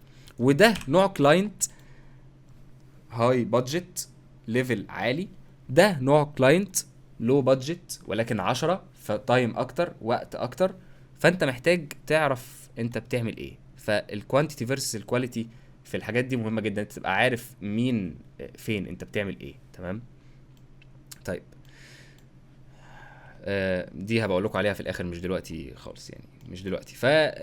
دي كده الرود ماب بتاعتي. اتمنى ان انتوا تبقوا استفدتوا فيها. ده الجزء الاولاني من اللايف. هل انتوا تعبتوا؟ احنا كده بقالنا ساعه بنشرحها. هل انتوا تعبتوا؟ انا كان ممكن اشرح فيها اكتر. هو عامه هشام بيسجل اللايف ده، المفروض ان هو ينزله. انا كنت المفروض اسجل بس سجلت من النص للاسف يعني. انتوا تمام؟ مبسوطين؟ تمام، حلو. انا مبسوط جدا معاكم على فكره. طيب خلاص، يعني احنا كده اتكلمنا في البيزنس، في الحته اللي انا بحبها جدا. دي اكتر حاجه انا بحبها، اي مكان بروحه، اي حاجه بدفعها في حياتي بقعد افكر نفس التفكير ده. ليه الراجل ده اخد مني فلوس؟ ليه انا بعمل كده؟ ليه انا كلمت هشام في يوم من الايام عشان شغلانه معينه، وهوريكم الشغلانه؟ ليه انا وبدر بنباصي شغل البعض؟ الحاجات دي لما بتحصل ما بتحصلش كده، بيبقى ليها سبب اخلاقي، سبب له علاقه بالبيزنس، سبب له علاقه بالكوميونيكيشن بتاعنا. في حاجات كتيره جدا لو انت ماشي في الدنيا دي كده صدقني هتبقى كده، هتبقى ولا حاجه. فده انا كنت كده في يوم من الايام، ما كنتش قادر احلل. بعدها لقيت ان سبحان الله ربنا مدينا مخ، وده يمكن يعني حاجه احنا مهما عشنا في حياتنا مش هنفهم ايه اللي جوه هنا، وكده كده مش هنفهم ايه اللي جوه هنا، ولكن احنا كلنا اذكياء قوي قوي قوي. والموضوع كله بيرجع للهيومن سايكولوجي 100% في البيع وفي الحاجات دي. الجزء الاولاني. الجزء التاني هو ان انت لو عرفت في اي حاجه ان انت لما تبيع حاجه لحد، انا مثلا لما ببيع الكورس، لما ببيع ال 3 دي انيميشنز بتاعتي، لما بعمل عقد مع شركه ايا كان، لو قدرت ان يبقى فيه كاستمر ساتسفاكشن، ان الشخص اللي قدامي ده بعد ما يدفع الفلوس دي يبقى مبسوط، اهلا بيك، انت خلاص كسبت. خلاص هي دي اللعبه، لازم تبقى فاهم كده كويس قوي. ابسط حاجه ممكن تعملوها احنا بنعملها دايما بعد ما نقفل ديل مع كلاينت ويبقى مبسوط ويشكر فينا، استاذنك ابعت لي رقم 3 من صحابك عندهم بيزنس ممكن يبقوا مهتمين بالخدمه بتاعتنا، واروح عامل سكرين شوت للجوجل ميت بتاعنا وهو، واروح باعت للناس دول السكرين شوت دي، واقول لهم ده محمود او بدر صاحبكم انا اشتغلت معاه في كذا كذا كذا، وقال لنا ان انتوا ممكن تبقوا مهتمين. بمجرد ما اعمل كده مبدئيا لما انا ابعت لك حد صاحبي، ده معناه ان هو في نفس الطبقه الاجتماعيه بتاعتي، يعني لو هو ده دفع 1000 دولار ده هيقدر يدفع 1000 دولار. ثانيا لما يشوف ان انت وهو كنتوا في نفس الزوم كول او الميتنج هيقدر ان هو يثق فيك، صح؟ فدي السيلز بتبدا تبقى لعبه ارقام هنا، ان انت تبدا بقى تفهم ايه اللي انا اقدر اعمله عشان نقدر ان احنا نجيب فلوس اكتر. ولكن اهم حاجه ان انت ما تضحكش على الناس، زي ما قلتها الحته اللي بالاصفر دي، بعد اذنك ما تضحكش على حد. لو انت لسه بتتعلم يبقى انت لسه بتتعلم، لو انت كبرت ما ينفعش تبقى انت لسه صغير في تفكيرك، لازم تبقى كبير. كل دي حاجات مهمه جدا. فدي الرود ماب بتاعتي، وكل شويه بقعد احاول ان انا اكبرها واكبرها. فده اللي انا هقوله هنا، ويلا بينا نخش في الجزئيه اللي بعدها. اديكوا دقيقه. اطلع يا هشام لو عايز تقول اي حاجه بقى، افتح المايك لو عايز تقول اي حاجه، اخد نفسي بس. لا، انا مستمتع جدا والله، الصبح خدت كميه نوتس رهيبه. حبيبي اتش. فشكرا بجد والله، الناس مبسوطه. احنا دلوقتي 320 واحد. والله على منورين بجد، ال وشكرا يا هشام بجد على آه، الفرصة دي يعني بجد. لا لا لا، بجد انت اللي شكرا. يعني المعلومه دي بقى بتتعمل بفلوس، وانت اصلا اوريدي بتعملها للتيم بتاعك، التيم اللي اشترك في الكورس. فشكرا ان انت عملت لنا خصم من الشباب بيشتركوا من النهارده تسلم اهو لي لسه تسلم لي يا اتش. شغالين. فشكرا بجد يا سيفا، ما عنديش كلام اقول ان انت قد ايه فعلا مستمتع. انا تلميذ يعني. حبيبي يا وطبعا اتش شكرا والله. لبدر عشان بيساعدنا. بدر يا جماعة، بدر حبيبي قوي قوي قوي يعني. مش عارف هم وهشام. خايفين مني كده ما فتحش المايكات، ما اعرفش، وهشام ما بيحترمنيش ولا ايه. كتبت لهم كومنت اللي هو لو حد فتح المايك هفجر الدنيا. فشكرا يا اتش، وشكرا يا شباب والله ان انتوا كلكم موجودين، واتمنى ان انتوا لسه مستمتعين. هخش دلوقتي بقى تكنيكال في بلندر شويه، تمام؟ ف انا طبعا يعني معرفش بقى انتوا ايه مستواكم في بلندر. هحاول ان انا الموضوع يبقى يعني من الصفر شويه اكتر شويه، وهفتح لكم بروجكت وهتكلم في البروجكت، تمام؟ ممكن ناس تبقى صفر خالص، ممكن ناس تبقى نص نص الكلام ده كله.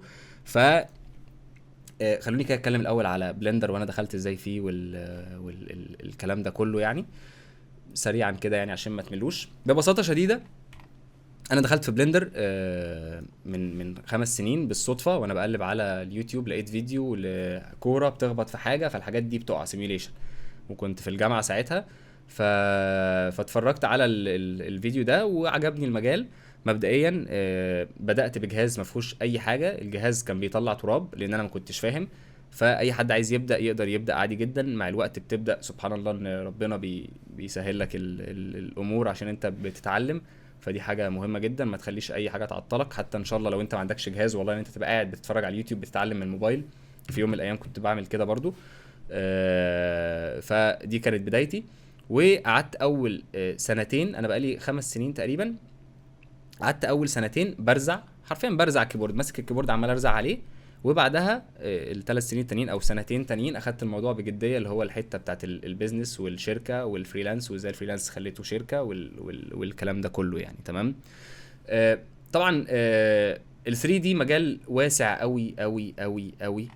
من اول البرودكت انيميشن اللي انا بعمله، اللي هو حد عنده منتج زي الايربودز دي او ايا كان عايز يعمل لها اعلان، لحد حد بيعمل انفايرمنتس، حد بيعمل 3 دي برينتنج، حد بيعمل حاجه معينه عشان ال 2 دي، زي ما بدر كان بيشرح في اللايف بتاعه اللي فات، وهشام هوريكم حاجه انا وهشام عملناها ليها علاقه جدا باللي انا بقوله ده.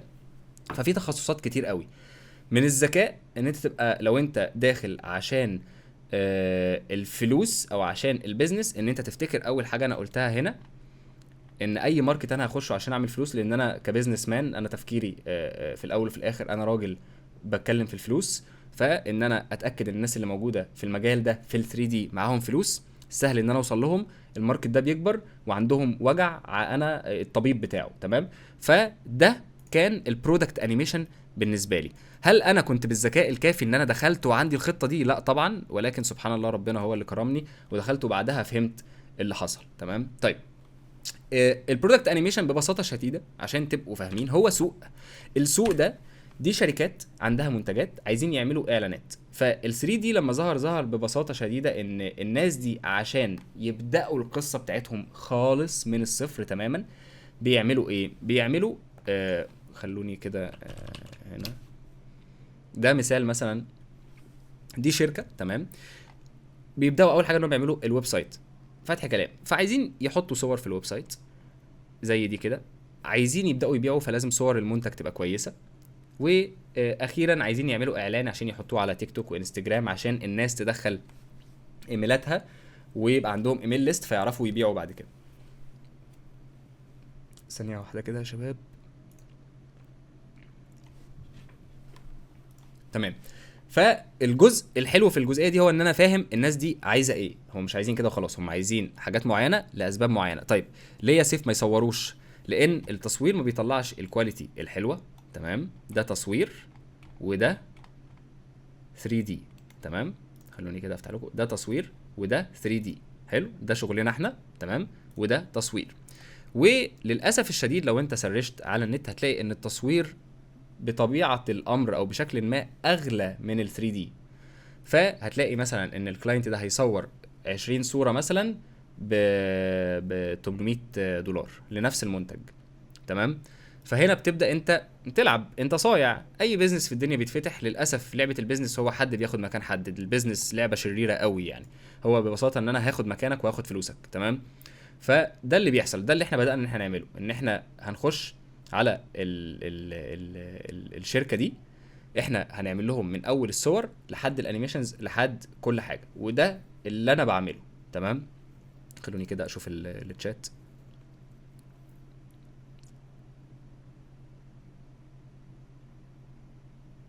بالظبط، وفي ناس بيزودوا، محسن والشباب كلهم بيقولوا ان التصوير بيحتاج معدات. الناس دول عشان يصوروا، عشان تبقوا عارفين الشوت دي بيجيبوا بقى، يجوا ولازم المنتج يبقى عندهم ويبقى فيه بصمات. احنا في ال 3 دي الموضوع اسهل بكتير، فانت بتشيل البين، الوجع بتاع الشركه ان هم يودوا المنتج وان يبقى عليه بصمات والمشاكل دي كلها، انك تقول له يا باشا تعالى انا هدلعك، مالكش دعوه باي حاجه، بعد اذنك شوف مشاكل تانية انا حليت لك المشكله دي خلاص. تمام، ف هنا انا فاتح لكم شويه شغل لينا، هفرجكم على حاجات للناس اللي ما تعرفش الشغل بتاعنا يعني في ال 3 دي انيميشن. ممكن يبقى حد عارف شغلي ممكن لا، فهفرجكم على كام حاجه كده، اتمنى ان هي تبقى حلوه. اخر حاجه هتبقى الشغل اللي انا عملته انا وهشام، فاتفرجوا على ده كده مثلا.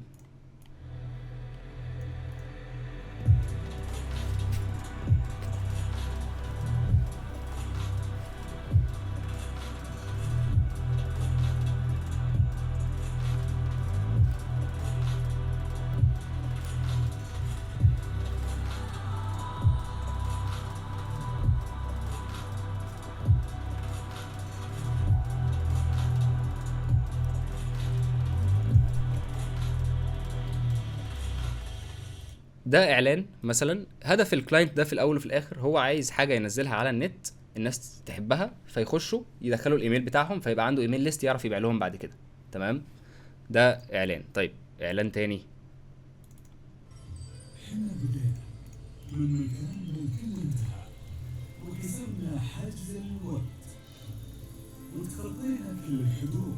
جرب الفخامة المصنوعة بورثة من الخيال، وعيش التجربة الملكية وكأنك في حكاية ما تنتهي. ركز في التفاصيل وعيش الكلاسيكية، لأننا رفيقك في كل اللحظات. خلي الملك شوكليت يصنع لك اللحظات.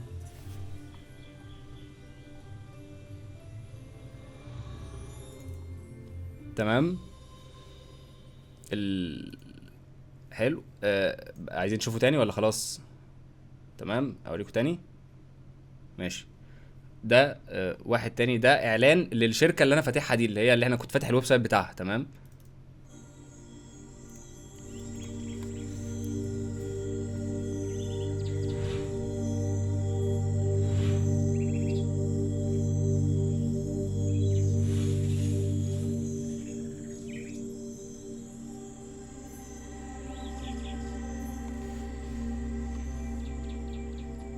طيب كل الشغل اللي انتوا شايفينه ده طبعا يا شباب ده ببلندر عادي جدا، برنامج بلندر. ده برضو واحد من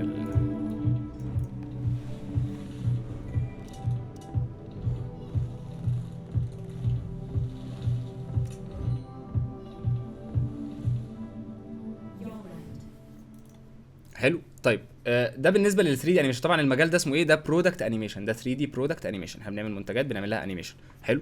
طيب بالنسبه بقى انا وهشام عملنا ايه، بس عشان ابقى احاول ان انا اربط الموضوع بال 2 دي شويه، لان انا عارف ان ممكن يبقى معظم الناس اللي هنا شويه 2 دي او كده. فببساطه شديده عندنا كلاينت، الكلاينت ده عنده ازايز ميه عايز يطلع لها صور بشكل ما، فاحنا عملنا ازايز الميه. تمام حلو. ودي صور وايت باك جراوند. الراجل ده اديت لهشام الصوره دي. تمام. وقلت له هشام الراجل ده عنده تريلا، التريلا دي بتنقل الميه من حته لحته، فالراجل ده والتريلا ماشيه عايز يبقى فيه صوره بانر بره التريلا شكلها جامد قوي. امسك يا هشام الصوره دي ووريني بقى انت ال2 دي هتقدر تعمل ايه. طبعا هشام عشان راجل جامد بسم الله ما شاء الله عليه راح مطلع لنا الشكل ده. فدي بقت تريلا موجوده بتمشي في الشارع، والتريلا دي الناس طبعا لما تيجي الاتنشن بقى اللي هو اللمض اللي بتتعلق عشان الناس وهي ماشيه سايقه العربيه تروح باصه يمين فتعرف اسم البراند، فطبيعي لو انت شفت دي في الشارع هتروح باصص على كلمه شهد. فهو ده اللي احنا بنعمله. الفلوس بتيجي هنا، الناس دي بتدفع فلوس هنا. تمام. عاش يا هشام تسلم ايدك. فطبعا انتوا بقى فاهمين بقى الجزئيه اكتر اللي هي بقى بتاخد ايه وتربط ازاي ال2 دي والكلام ده كله يعني.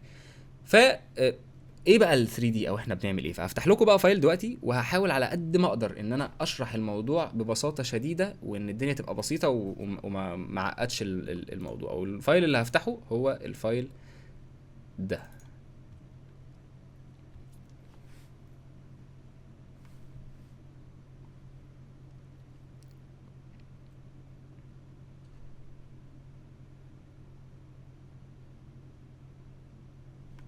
حلو. ده اللي احنا هنفتحه دلوقتي وهنشرحه ونشرح ايه ما هذا وازاي الحاجات دي بتتعمل. هيا بنا. طبعا في اسئله انا هحاول في الاخر ان انا ابص على الاسئله دي يعني ونحاول نرد على حبه منهم. انتوا اهم حاجه موضوع ان انا افتح فايل بلندر ده واوريكم من جوه تمام، ولا الموضوع ممكن يبقى صعب لو انتوا ما تعرفوش حاجه خالص فيه رخم او حاجه؟ تمام تمام تمام جدا تمام جدا جامد ماشي. شكله يخض. لا لا لا ده بلندر من اكتر مبدئيا يا جماعه الحوار ده سهل جدا عادي قوي ما فيهوش اي حاجه يعني. الموضوع لذيذ وهبسط لكم الموضوع دلوقتي يعني. طيب مبدئيا كده الاختلاف ما بين ال2 دي وال3 دي ببساطه شديده هو لو انا جيت هنا حطيت كيوب، جبنا الكيوب ده هنا كده. تمام. ده كده 2 دي، ده اللي انتوا متعودين عليه. تمام. الناس اللي هم المانيبيوليترز مش عارف الاسم قوي يعني، ولكن اللي شغالين على فوتوشوب الستريتور الكلام ده انتوا متعودين على كده. انتوا عندكم محورين، عندكم اكس مثلا وواي كده. طيب احنا في ال 3 دي بنعمل ايه؟ احنا بنروح عاملين كده، بنشوف كل حاجه من كل حته. فضيحه. تمام. طيب ف دي بتبقى اول عقبه انت بتشوفها لو انت بتنقل، ان انت بتبدا بقى تتزاول اللي هو يعني ايه يا جماعه مين فين، وبتقعدوا تعملوا كده. فده عادي جدا، دي متعه بتاعت الموضوع في الاول ان انت تبقى اللي هو يا الله وتقعد تعمل كده. فده عادي جدا. الموضوع ببساطه ان احنا بنرجع اطفال تاني.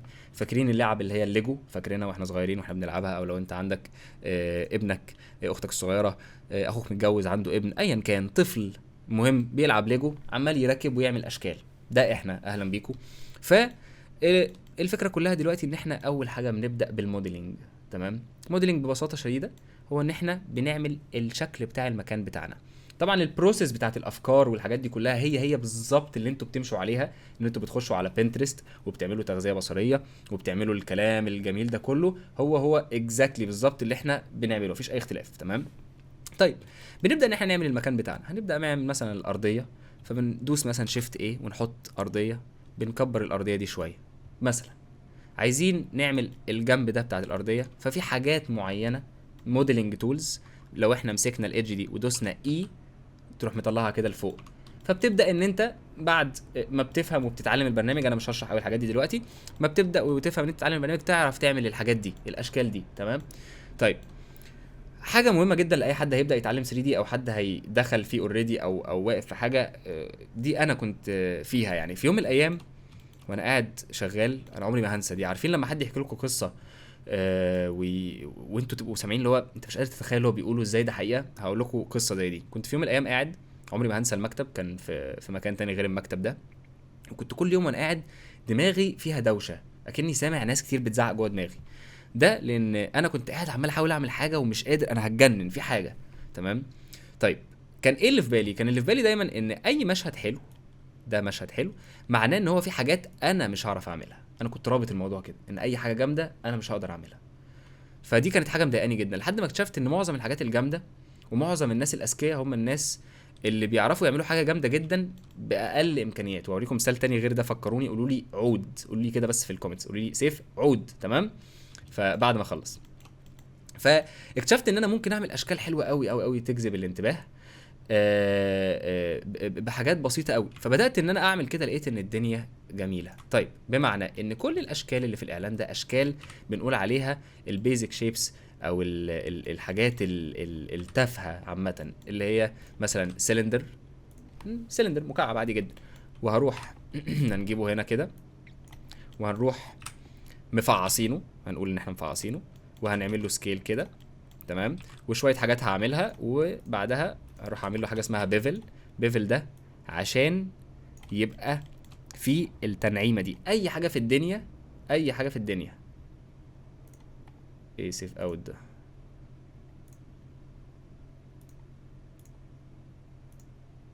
وازاي ده؟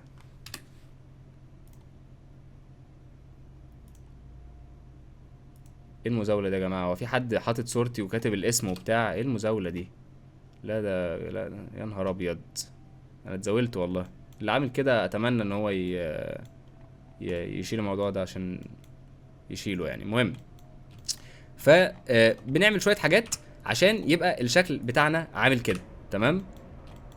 فلا اللي عامل كده يغيرها بس لو سمحتوا. تمام. انا عارف انه ممكن يبقى بيهزر او حاجه، بس انا اتزاولت، فبعد اذنك او هشام او ايا كان يشيل الحوار ده عشان ما تزاولش. فالمهم احنا بنبدا ان احنا نعمل الاشكال دي. تمام.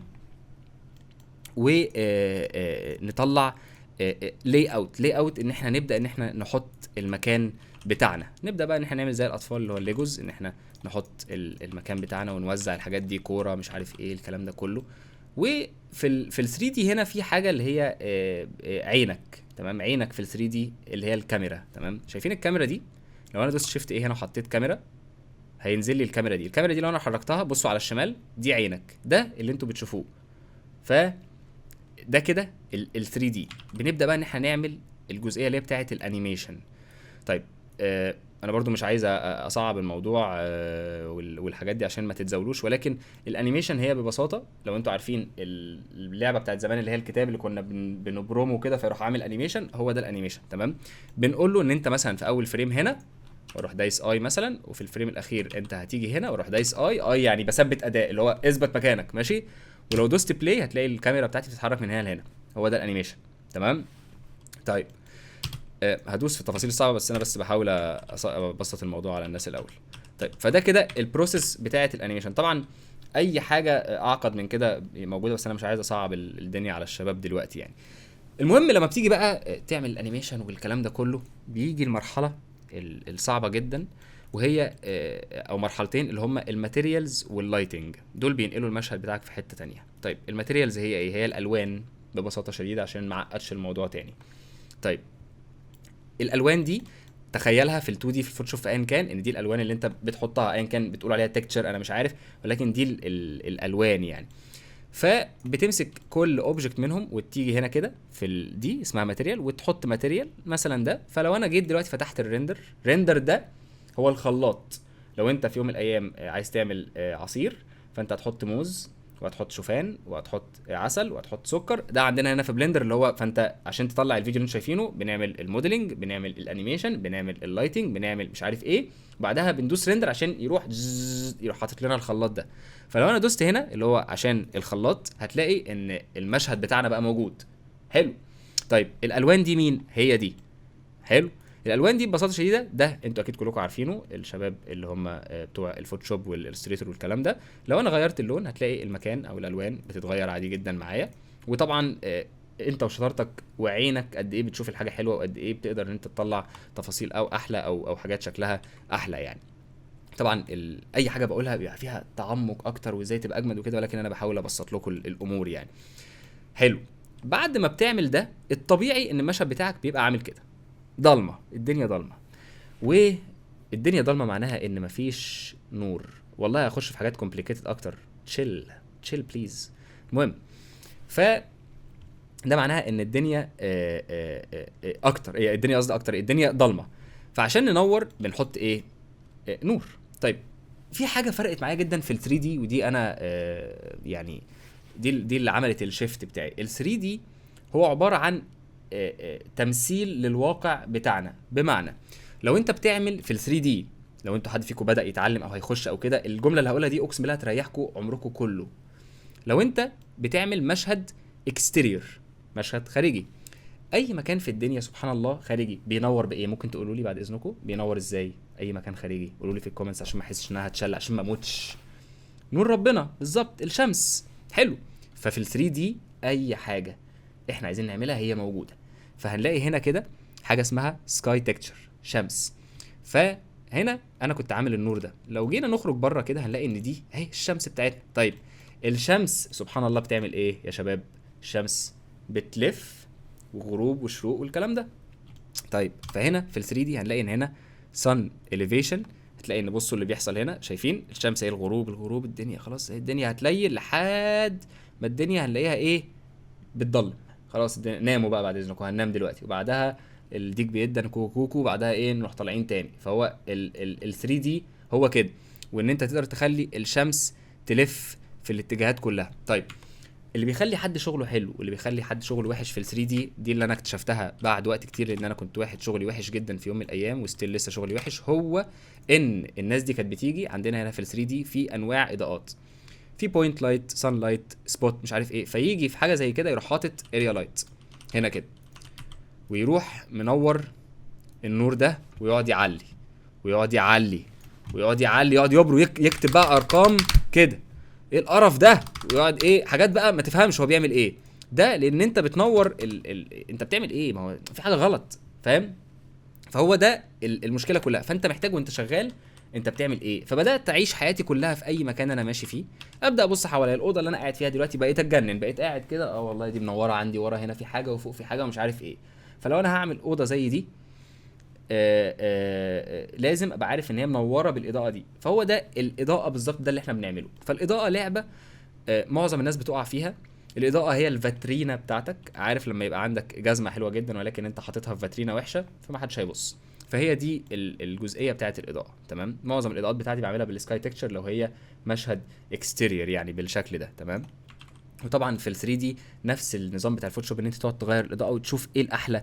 نفس الكلام بتاع الكومبوزيشن، في الاول وفي الاخر هو صوره، نفس ال 2 دي بالظبط. حلو. هو الصوت راح ولا ايه؟ تمام ماشي شغال قشطه. فده كده بالنسبه للاضاءه بتاعتي. طيب خلونا بقى نبص كده على الانيميشن. وفي حاجه انا عارف ان الناس هتبقى عايزه تعرفها احنا عملناها ازاي.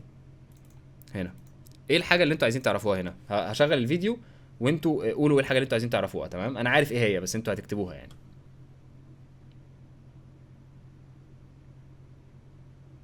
عايزين تعرفوا ايه؟ الترانزيشن. حلو بالظبط. في ال 3 دي في حاجه، خلوني كده، ودي حاجه انتوا الناس الشباب اللي في ال 2 دي هيبقوا فاهمينها قوي.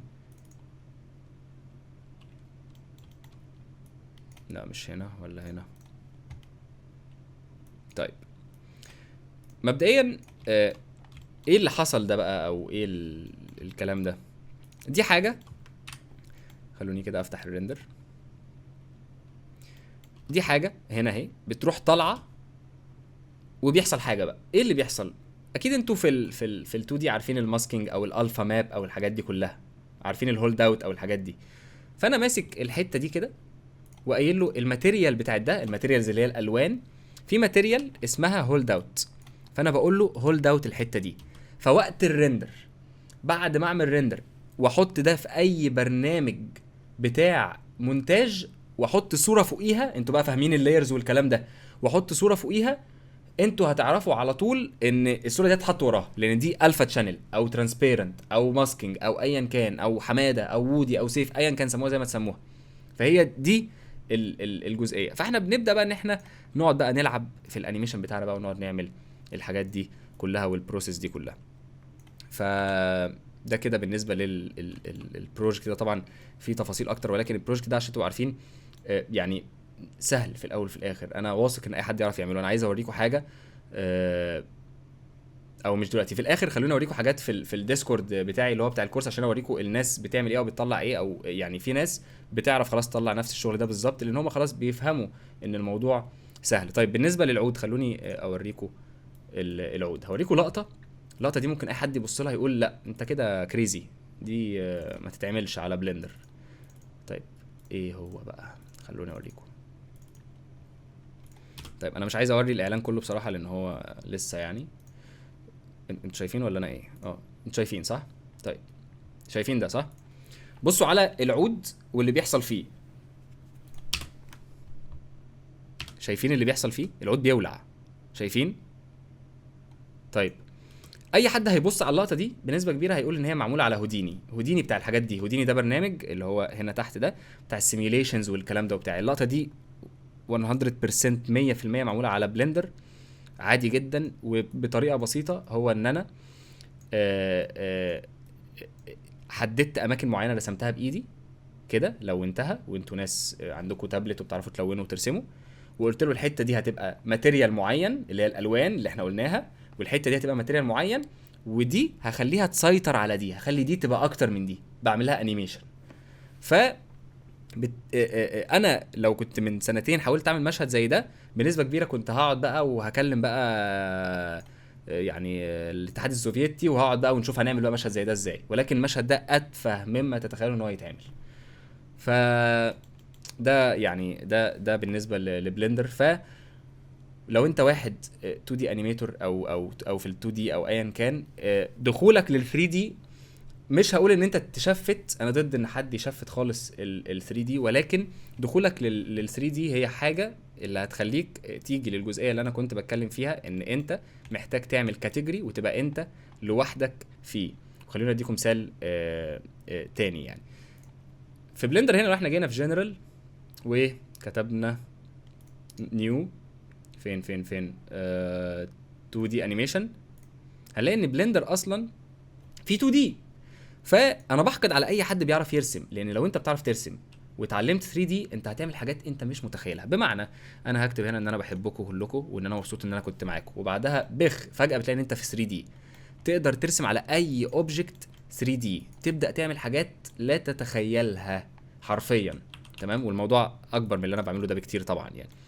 ف ده الكاتيجوري اللي انت محتاج تخش فيه. مش هقولك ان انت ترمي ال 2 دي، لا يا باشا، انت محتاج تفهم ان في تول جديده موجوده.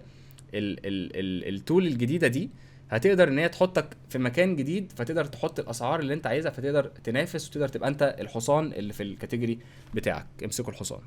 ف يعني ده الجزئيه بتاعت ال 3 دي. طيب انا بقى عايز اوريكم ايه دلوقتي. انا هوريكم ناس، انتوا شايفين كده عندي صح؟ هوريكم ناس في السيرفر عندي انا في الكوميونتي عندي انا بتاع الكورس. تمام؟ هوريكم يعني احنا بنعمل تحديات. طبعا هو الكورس طبعا فيديوهات مسجله والكلام ده كله، وبيبقى فيه تحديات بقى في الكورس. والتحديات دي هدفها ان انا يعني بتحدى الناس في حاجات معينه وبديهم جوائز. يعني لو جينا هنا مثلا هنلاقي ان فين الانونسمنت، ان انا هنا بعلن عن مسابقه مثلا، بقول لهم تحدي جديد، هنا دي المسابقه، وبقول لهم الجايزه شغل مع سيف حسام في الشركه مثلا، و5000 جنيه هتتوزع على الناس اللي شغلها كويس، وهكذا. كل مره بنقعد نعمل كده عشان احفز الناس. ده طبعا بغض النظر عن الكورس نفسه فيديوهات مسجله، ولكن دي عشان انا عارف ان ال 3 دي هو حاجه بالاستمرار، فانا بحاول ان انا احفز الناس. فهوريكم شغل الناس عامه عشان تشوفوا ان الناس دي معظمها على فكره بادئين من الصفر عشان تبقوا عارفين. فهوريكم شغلهم عشان بس تبقوا عارفين ان الموضوع دوبل، يعني انت تقدر تعمل حاجه زي كده. خلوني بقى انزل تحت، كل دي تحديات احنا كنا عملناها. خلوني انزل يا نهار ابيض كل ده. طيب فين مثلا هنا؟ معلش بقى يا شباب عشان هيعمل لود. يلا بقى ما تكسفناش. طبعا زي ما انتم شايفين السيرفر بتاعنا سريع وما بيعلقش. طب استنوا خلونا نطلع كده فوق. طيب خلونا مثلا نشوف، انا كنت بعمل تحدي للناس اللي لسه داخلين مثلا الكورس، تمام، لسه جداد. فانا ببقى عايز بعد ما يخلصوا الليفل الاولاني ان انا اكسر الجزئيه بتاعت الخوف بتاعتهم، ان هم يعملوا حاجه بنفسهم. عارفين انتوا الحوار اللي هو ان انت بتمشي ورا توتوريالز فنفسك تعمل حاجه من غير ما تتفرج. فانا بقول لهم تحدي معين، وده اول عمل ليه بدون ماتيريال، بدون يعني ان هو يمشي ورا حد. فده حد عامل الحاجه دي اول مره خالص ليه. فبنبدا ان احنا نكسر الحاجز ده. الناس بقى طبعا بتكتب له والكلام ده كله. ده واحد مثلا انا بقول له ايه يا فنان انت بالك قد ايه معانا؟ قال لي اسبوع. تحسوا ان هو ايه، سميرف، لو انتوا عارفين يعني ايه كلمه سميرف. وهكذا. وبنبدا نخش نحلل شغل الناس ده، نقول لهم ايه الغلط، ايه الصح، مين عمل ايه. طبعا الحلو ان انتوا ليكوا الاكسس على الناس دي كلها. كل الناس دي بتقعد تكلم بعض وتقعد تتعلم من بعض، ولكن عايز اوريكم حاجات تانية بقى غير الحاجات دي. عايز اوريكم الشغل التقيل بقى شويه. ده كان تحدي للناس اللي هم لسه بيبداوا. فين مثلا؟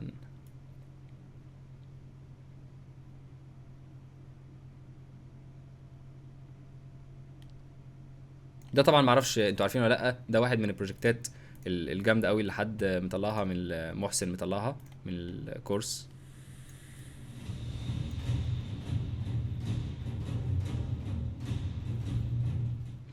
ده كان تحدي ان انا بقول لهم يعملوا نظاره الري بان دي في مشهد صيني. طبعا في الاول كلهم قعدوا يقولوا مستحيل، ما ينفعش، مش عارف ايه. قلت لهم معلش معلش معلش، وفي الاخر كلهم عملوها عادي جدا. فطبعا يعني ده شغل الناس. ده مثلا حد دي فكره مثلا. ده محمد تقريبا، عظيم محمد، عامل فكره رائعه. خلوني اوريكم. ده كان تحدي برضو.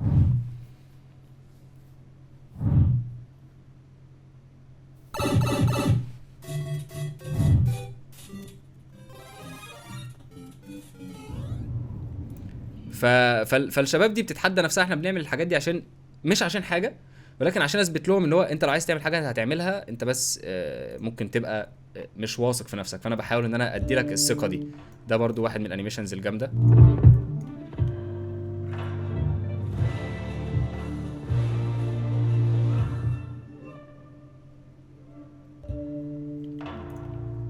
انتوا تمام؟ اهم حاجه فين؟ انا شايف نفسي ليه؟ تمام.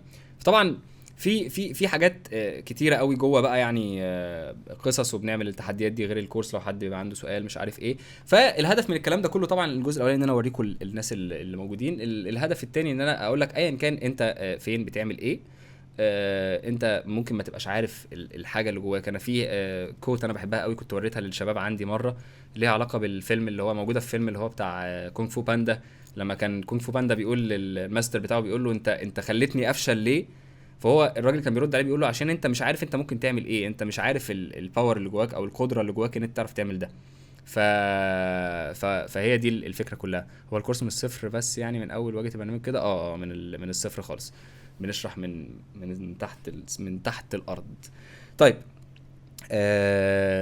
يعني انا اتمنى ان انتوا تبقوا اتبسطتوا معايا يا شباب. اتمنى جدا ان انتوا تبقوا اتبسطتوا معايا. ثانيه بس اجيب البتاع ده كده. فين؟ ونجيب البتاع ده كده. طيب انتوا شايفين صح؟ الشاشه سودة ليه؟ ماشي. طيب انا في كام حاجه بس كده انا هقولها. دي مهمه بالنسبه لي. يعني انا هطلب منكم كام طلب. اول طلب، لو حد هنا موجود من الكورس يكتب حاجه للناس اللي مش جوه، ان انتوا تشجعوهم عامه. الناس اللي موجوده في الكورس، انا عارف ان في ناس هنا موجودين معايا، اكتبوا لهم اي حاجه من قلبكم عادي جدا. دي حاجه انا طالبها يعني. الحاجه التانية ده عشان هشام، يعني لان هشام قدر ان هم يجمعنا بصراحه. فاحنا كنا عاملين كود ليه علاقه بالكورس، خصم زياده لهشام يعني. فكنا قفلناه، فاحنا فاتحينه تاني وعاملين كده مفاجاه تانية. فالمهم لو انت واحد جوه اللايف ده، تمام، انت واحد قاعد دلوقتي، عايزك تعمل سكرين شوت وانت قاعد جوه، او تصور بكاميرا الموبايل او ايا كان، وابعت على الرقم ده لو انت حابب ان انت تبقى موجود معانا. لو انت حابب ان انت تبقى موجود معانا وتنورنا، ابعت لي على الرقم ده. بس اهم حاجه ابعت السكرين شوت عشان في يعني مفاجاه للناس دي، وعشان هشام قدر ان هو يجمعنا. لان انا بجد اتمنى ان احنا الموضوع ده ما يبقاش اخر مره. انا مبسوط قوي ان انا معاكم. فصوروا دي اهم حاجه. الرقم انا كاتبه لكم اهو، تمام. سكرين شوت اهم حاجه، وصور وابعت لهم. لان اي حد مش موجود انا اعتبر ان هو مفيش خالص. تمام. طيب الحاجه التانية بقى اللي انا بحبها قوي قوي قوي واطلب منكم ان انتوا تعملوها بجد، هو دي بقى بعد اذنكم، انا بحب لو انت استفدت من اللايف ده بنسبة 1%، 1% صور ستوري ونزلها على الانستجرام او على الفيسبوك واعمل لي منشن انا وهشام، واكتب اي حاجة، لان دي بتساعدنا طبعا. انا عايز اقول لكم ان حاجة من الحاجات الباور في الماركتينج، وانا بقولها لكم بكل صراحة قدامكم، ان انتوا تطلبوا من الناس انتوا عايزين ايه.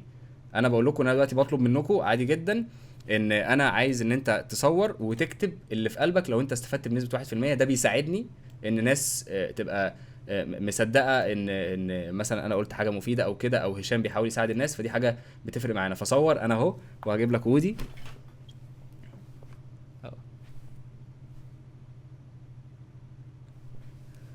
تمام. ده الرقم يا شباب، ويعني مش عارف يعني اتمنى ان انتوا تبقوا مبسوطين. طبعا لو في حد بيسال احنا ليه بنقفل الكورس وبنفتحه، يعني احنا الكورس هيقفل خلاص بعد يعني بكره الصبح او حاجه، فلو حد عايز يخش يلحق يبعت.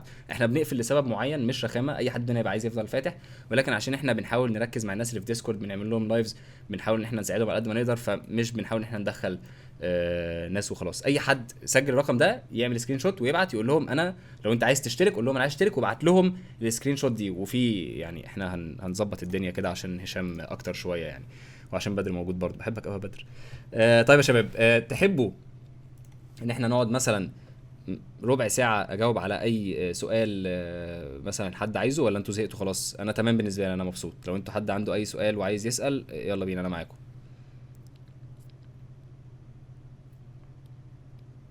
في انا كنت باعت لك على الانستجرام، كنت عايز اعرف لو في امكانيه اتكلم معاك في التشانل، لو انت في الكورس تاني. انا في مره هعمل حوار ان الناس تطلع تتكلم معايا وكده. نعيد اول حته، اول حته هو هشام مسجل على فكره يعني، هشام مسجل كورس السي جي اي، هينزل قريب في شهر 1 ان شاء الله. نتيجه التحدي، لا دي في السيرفر التاني بقى، يعني ما تدخلوش طيب انا لما بتعلم منين؟ هقول لكم الرحله بتاعتي عامه. انا بحب جدا اليوتيوب عادي قوي، ولكن انا كسيف شخص مشتت، او انا بنبهر بحاجات كتير. يعني انا ببقى شايف مثلا توتوريال هنا حلو، في نص ما انا هنا بلاقي مثلا في السامب نيل تحت واحد تاني، فبروح قافل ده وبروح داخل على ده. دي شخصيتي للاسف. فبعدها انا كبرت لما دخلت على كورسات واشتريت كورسات وكده. يعني انا اصلا كسيف ما بعملش اي حاجه في حياتي غير لو انا هشتريها. يعني انا ما ببيعش حاجه غير لو انا بشتريها، فاهمين؟ فانا حاليا مثلا بتعلم هوديني، شاري كورسات لهوديني وهكذا. فهي دي شخصيتي يعني. موضوع الاي اي من وجهه نظري ايه ايجابياته وسلبياته؟ احنا حاليا مثلا بنستخدم الاي اي في شغلنا، ان احنا بنعمل بيه مود بوردز والحاجات دي. فانت المفروض ان انت تستخدمه في ايا كان السيتويشن بتاعك، لان لو انت ما استخدمتوش واحد تاني هيستخدمه، هياخد مكانك. لان زي ما قلت لكم البيزنس، الجيم اوف بيزنس هي عباره عن حد بياخد مكان حد، واللي يعيط يعيط. ما تكرهش اللعيب، اكره اللعبه. تمام. هل الاي تي اي فرقت معايا؟ طبعا انا اتعلمت فيها انيميشن اكيد. هل اقدر استعمل ساوند افكت على الفيديو ويطلع شغل جامد؟ احنا حاليا شغالين على فيديو، الراجل مش عايز مزيكا، هو عايز ساوند افكت بس. كل حاجه ليها العميل بتاعها. سيف ممكن توفر فرصه المبتدئين يشتغلوا معاك بعيدا عن التحديات عشان نطور من كفاءتنا؟ دي حاجه ممكن نبقى نعملها كانترن او حاجه قدام. احنا بنحاول ان احنا نكبر الموضوع على قد ما نقدر، جزء يعني. ناس كتير بتسال على الاي اي، انا جاوبت عليه. ايه الكورسات الاجنبيه اللي ترشحها في ال 3 دي؟ في مثلا اريان ده بتاع موديلنج حلو قوي على اليوتيوب. ده اليوتيوب مش كورس بفلوس، وعنده على فكره ديسكورد برضو كورس بفلوس حلو. في مين تاني؟ في هوديني في مدرسه اسمها هوديني سكول، انا بحبهم. سي جي بوست حلوين جدا.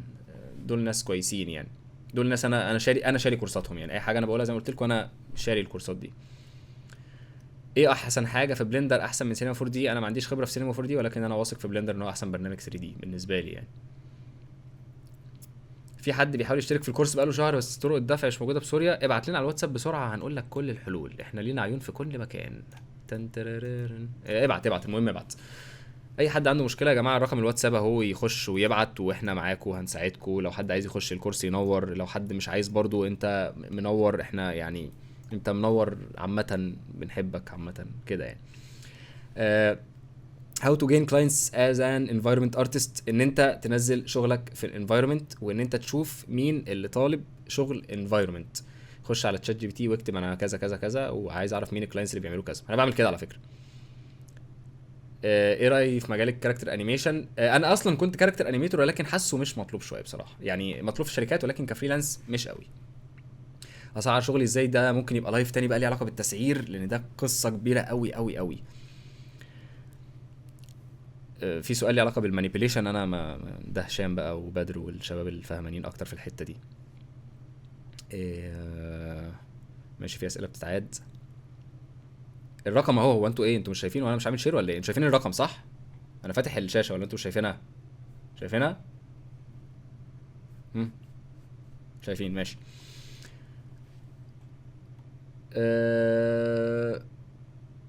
خبرتك في الاي تي اي طالعه في هالكورس؟ انا اتعلمت في الاي تي اي انيميشن، الانيميشن اتعلمته فيها بصراحه. فالانيميشن مهم، لان الانيميشن للاسف حاجه لازم بالتكرار، التكرار بيعلم الشطار، انتوا فاهمين يعني. بص، في حد بيسأل على الكورس. اي حد هيخش الكورس اكيد انت لو مشيت ورا الكورس هتسبق اي حد على اليوتيوب، ده طبيعي جدا، دي حاجه عاديه، ده كان هدف الكورس اصلا يعني بكل صراحه. وانا ما بقولش الكلام ده بثقه غير لما بشوفه بعيني. يعني في الاول لما كنت بماركت للكورس وبقول للناس على الكورس، ما كنتش اقدر ان انا اقول حاجه ببق الناس. دلوقتي اقدر ان انا اقول لك خش عادي، شوف شغل الناس واتفرج على كلامهم واسالهم. الناس اللي موجودين معانا هنا هم بيكتبوا، انا بحاول ان انا ابقى معاهم عشان اعلمهم اسرع يعني، فده طبيعي. يعني المنتور عامه دي يعني مثلا انا دلوقتي عايز اتعلم 2 دي مانيبيوليشن، تفتكروا اخش على اليوتيوب ولا اكلم هشام اقول له هشام علمني؟ ما فيهاش تفكير، ما فيهاش تفكير. هكلم هشام منتور، هيوصلني اسرع لان هو عدى بحاجات اكتر يعني. امتى خدت قرار ان انا لازم ادير شغلي من خلال شركه مش مجرد حساب شخصي بتديره بنفسك؟ الدنيا هي اللي اجبرتني بكده، الضرايب هي اللي اجبرتني بكده. الدنيا هي اللي بتجبر واحد على كده يعني. ودي حاجه كويسه يعني. ف ماشي شباب، مش هطول اكتر من كده. اتمنى ان انتوا استفدتوا، واتمنى ان انا ابقى فدتكم ولو 1%. شكرا يا هشام، افتح بقى يا باشا المايك، قول اي حاجه، قول اي حاجه للشباب. شكرا يا سيف، يعني انا جاي لي كميه رسائل احنا لسه ما خلصناش، احنا 345 لحد دلوقتي. شكرا، كميه رسائل وكميه منشن عماله تيجي، يعني شكرا بجد. انا مش عارف اشكرك ازاي، والناس مش العفو يا عارفه باشا، تشكرك شكرا. ازاي. شكرا انت والله يا اتش، والله بجد والله بجد واتمنى والله. فعلا الناس تبقى يعني استفادت من الجزئين اللي انا بحب اتكلم فيهم، لان هم فعلا جزئين زي ما انا قايل لك قبل كده، هم جزئين مختلفين تماما. ولكن انا بقى عندي شغف قوي بان انا اشوف ازاي اربط البيزنس مع الفن، لان انا عارف ان في ناس كتير جدا ممكن تبقى فعلا فنانه. وانا كنت قلتها في اول اللايف، لو انت فاكر، ان لما حد بيجي يقول لك انا بقالي 5 ساعات شغال على البروجكت ده، بس هو مش قادر يفهم ان الفلوس ليه ما جاتش، فاهم؟ ف وده اللي انا قلته في حوار الاسك اللي بيجي لي على الانستجرام يا شباب. لما تتعلم بلندر او تول جديده وتضيفها لشغلك الفني بتاعك زي ما انت قلت دلوقتي، الفاليو بتاعتك تعلى، فتعرف تقدم خدمه وتبقى في كاتيجوري تانيه لوحدك زي ما انت قلت. اللي هيميز سيف عن هشام ان هو بيقدم حاجه مش غيره بيقدمها، فساعتها تعرف تحط السعر اللي انت عايزه. فبجد يا سيف الكلام ده انا كتبته وهستفيد انا منه في شغلي. فشكرا بجد، وربنا يبارك لك ان شكرا. انت وافقت ان انت تعمل ورشه فور فري وتعمل لنا خصم دايما. شكرا يا اتش. وطبعا يا جماعه اللي انا مش عارف ازاي انا عملتش كده، ده اهم جزء في الماركتنج. اي حد ما يعرفش الاكونت بتاعي، احنا فاضل لنا 400 واحد ونبقى 200,000. فلو انت واحد مش عامل فولو، خش، عشان هتبسط قوي برقم 200 ده بصراحه يعني. ف وطبعا خش اسالني اي سؤال وان شاء الله يعني بحاول ان انا ارد على كله، واتفرج على الشغل، شوف انا بعمل ايه. يعني قلدني عادي جدا. عيش يعني حبيبي يا اتش. شكرا يا سيف حبيبي، شكرا جدا. محتاجين مني شكرا ليك وانتوا بتحطوا المايك. شكرا. باي باي. ابعتوا يا شباب على الواتساب ده بقى اي حد عنده سؤال. يلا، السلام عليكم. يلا بعد، مع باي باي. السلامه. ودي بيقول لكم باي باي. باي.